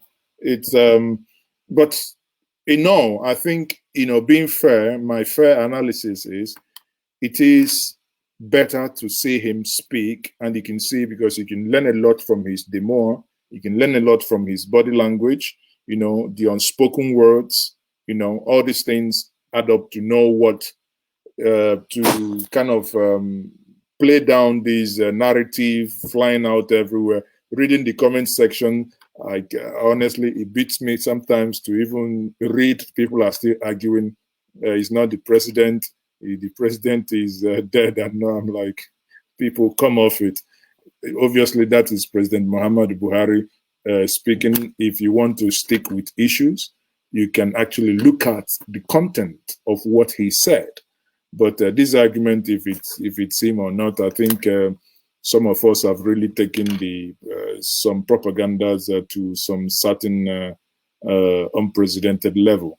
But be that as it may, what's your final thought and conclusion on the speech he gave? Okay, in terms of the number of people that that was involved in that, one thing I usually know is that whenever a question of we're going to Aso Villa comes in, a lot of people really want to go. So within the organization, there also be power play. But what I can also infer from that is that remember that our Rise program every month usually have 3 people. Is it 3 or 4 people? So there is this feeling that, okay, maybe that crew are the crew that will face the president. If it was the crew now, then they left Rufai out, because Rufai can sometimes exactly. And that's why he said what was being planned. It doesn't. Exactly. So again, when you look at it, I had expected the 4 crew from Arise TV that owns this morning show to be there, because they are the one that discusses issues and others. So in terms of the numbers, people would have said, okay, it is that crew. Okay, it's just like if you're bringing the other TV, they also have their crew. So nobody wants to be that, but you can see that some other people came in, but the main, if you see how they sat, the main people were directly, I think the lady was also sitting beside him, and then Ruby Elizabeth was sitting beside. So you know that those are the main people. The other ones looks like they supporting the organ now. He's the owner of Rise now. So exactly. And then probably he needs to also give assurances in terms of you know. I will be there. I will be there. No one will misbehave. The Yorubas, maybe someone will say, "Don't worry, no one." The Yorubas wouldn't come in there and declare Oduduwa. Baba, don't worry, they won't do it. And then remember that in that studio, while the camera is there, a lot of things are at the park. So there's a lot of. But it doesn't matter if it was. Can you imagine? Maybe that's the reason why they didn't. Because I've just now talking about this. Can you imagine if that was live? And exactly. Ruben says to him, President, what's your view on the Oduduwa Republic? Exactly. If it were live, things they would have been more brutal. I felt those guys were also brutal, but maybe some editing must have happened. And if you watch the video, there's a lot of cut and join and all that. So in all, it is good he has come out to speak, and I wish he continues like this. Exactly. I wish he continues like this, so that at least we'll know the mindset of the person that is occupying the Aso Rock. That is one. And then the other thing I also want to say is that I would need to touch on election, because I know Nigerians are really beginning to lose faith on elections. Buhari is Buhari. We need to give it to him. He is who he is. There is no time Buhari has come to tell you he is the other person. It's just that there is a polishing and a marketing jingle around him that sold some things he is not. So even when you see him, he's still who he is. If you allow Buhari to come out and campaign today, see the things he's saying today, he's still going to say it. So he's left for you. He's left for you to vote for him or not. And believe me, because people that marketed him knows that Buhari will repeat those things. That's why they didn't even allow him speak. They didn't allow him speak. Rather, they were the one pushing things to the public. So there was a lot of deception that happened. So that was the analysis on the brother. The guy is very honest. He's very straightforward. Although he plays his game, he plays his he tried to wriggle himself out of things, but he knows what he's doing. He has his agenda and is executing his agenda. He also knows distractions, and he allows those distractions to be dealt with, in his usual language. So that is the Buhari side. Now, on the country as a whole, I know a lot of citizens have lost confidence in elections because of a lot of irregularities that has happened in elections so far. But what I am also one of those that believe that, look, elections doesn't count in Nigeria.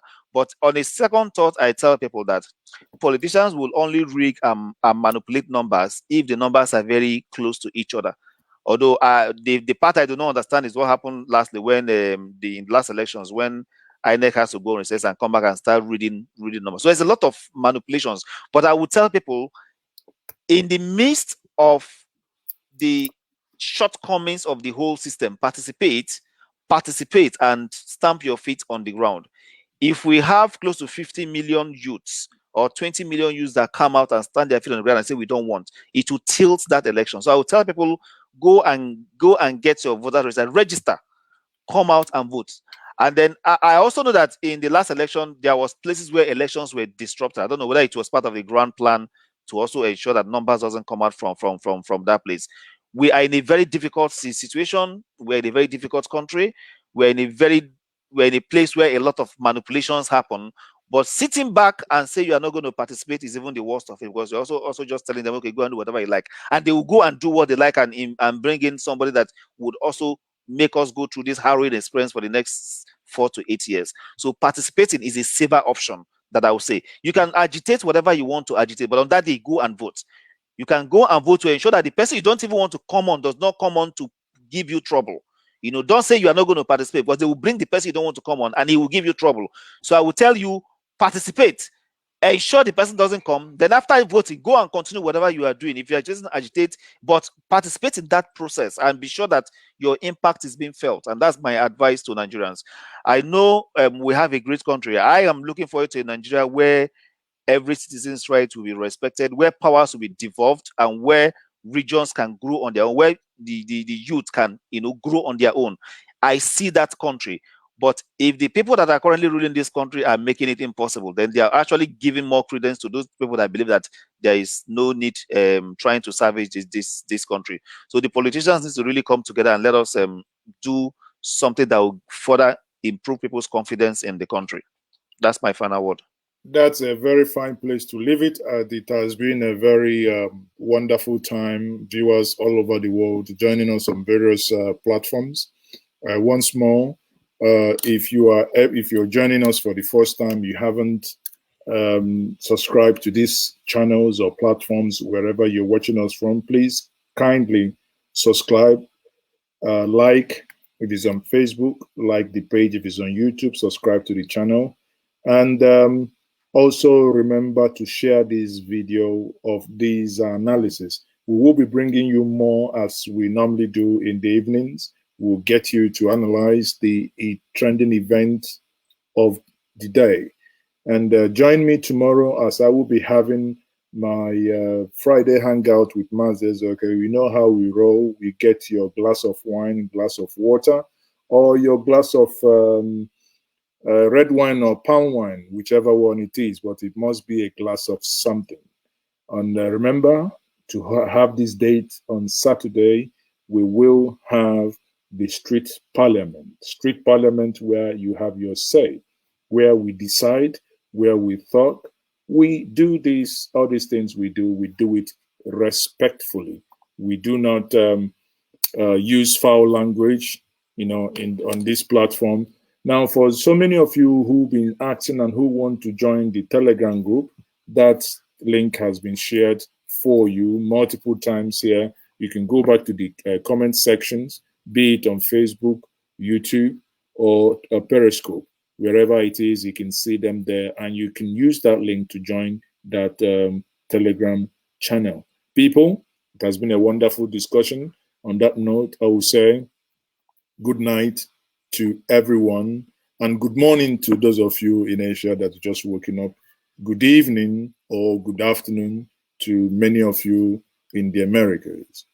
Thank you very much. Marcel, thank you once more for joining me. Marcel, once more, it's been a pleasure having you. It is always a pleasure having you here.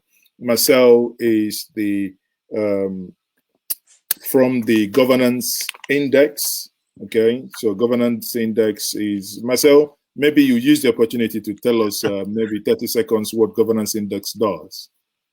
Okay, I'm the director of strategy for governance index, and governance index is an NGO that is currently based in the UK, and we have operations in Nigeria. And our main focus is to work within the confine of the available laws we have to ensure that governments are being held accountable in what they're doing. So you see more of our activities coming on. So what we try to do is to encourage people that within the system, whatever change you can change, and then we also begin to pressure people in the system to see how they can also bring about changes, more or less like a strong stakeholder engagement thing. So we will be working from both sides. I hear a lot of people say that if they don't participate in the election, that the election is void. The 1999 Constitution gives clear room for electioneering. There is, you need to win 2/3 of the entire, and then 25% of 25% of votes in the other states. Now, one thing the politicians has perfected is that in states where they know that the total votes cast, because you have to be 25% of the total votes cast, okay? So they will struggle to get that number, even if you're not participating. And as long as they get that number, the election is valid. The only way you would come to the fact is when you are able to avoid elections up to like maybe 90% abstinence. And politicians will always find a way to thumbprint those ballots and bring them in. So in whichever way we are between the devil and the deep blue sea, but I will encourage people, this country, over time, we would see progress. Let's just find a way to get these people out of the way, and let's begin to rebuild our country. Thank you very much. That's a very fine place to leave it. Again, people, join me tomorrow evening for the Friday hangout. Once more, good night, everyone.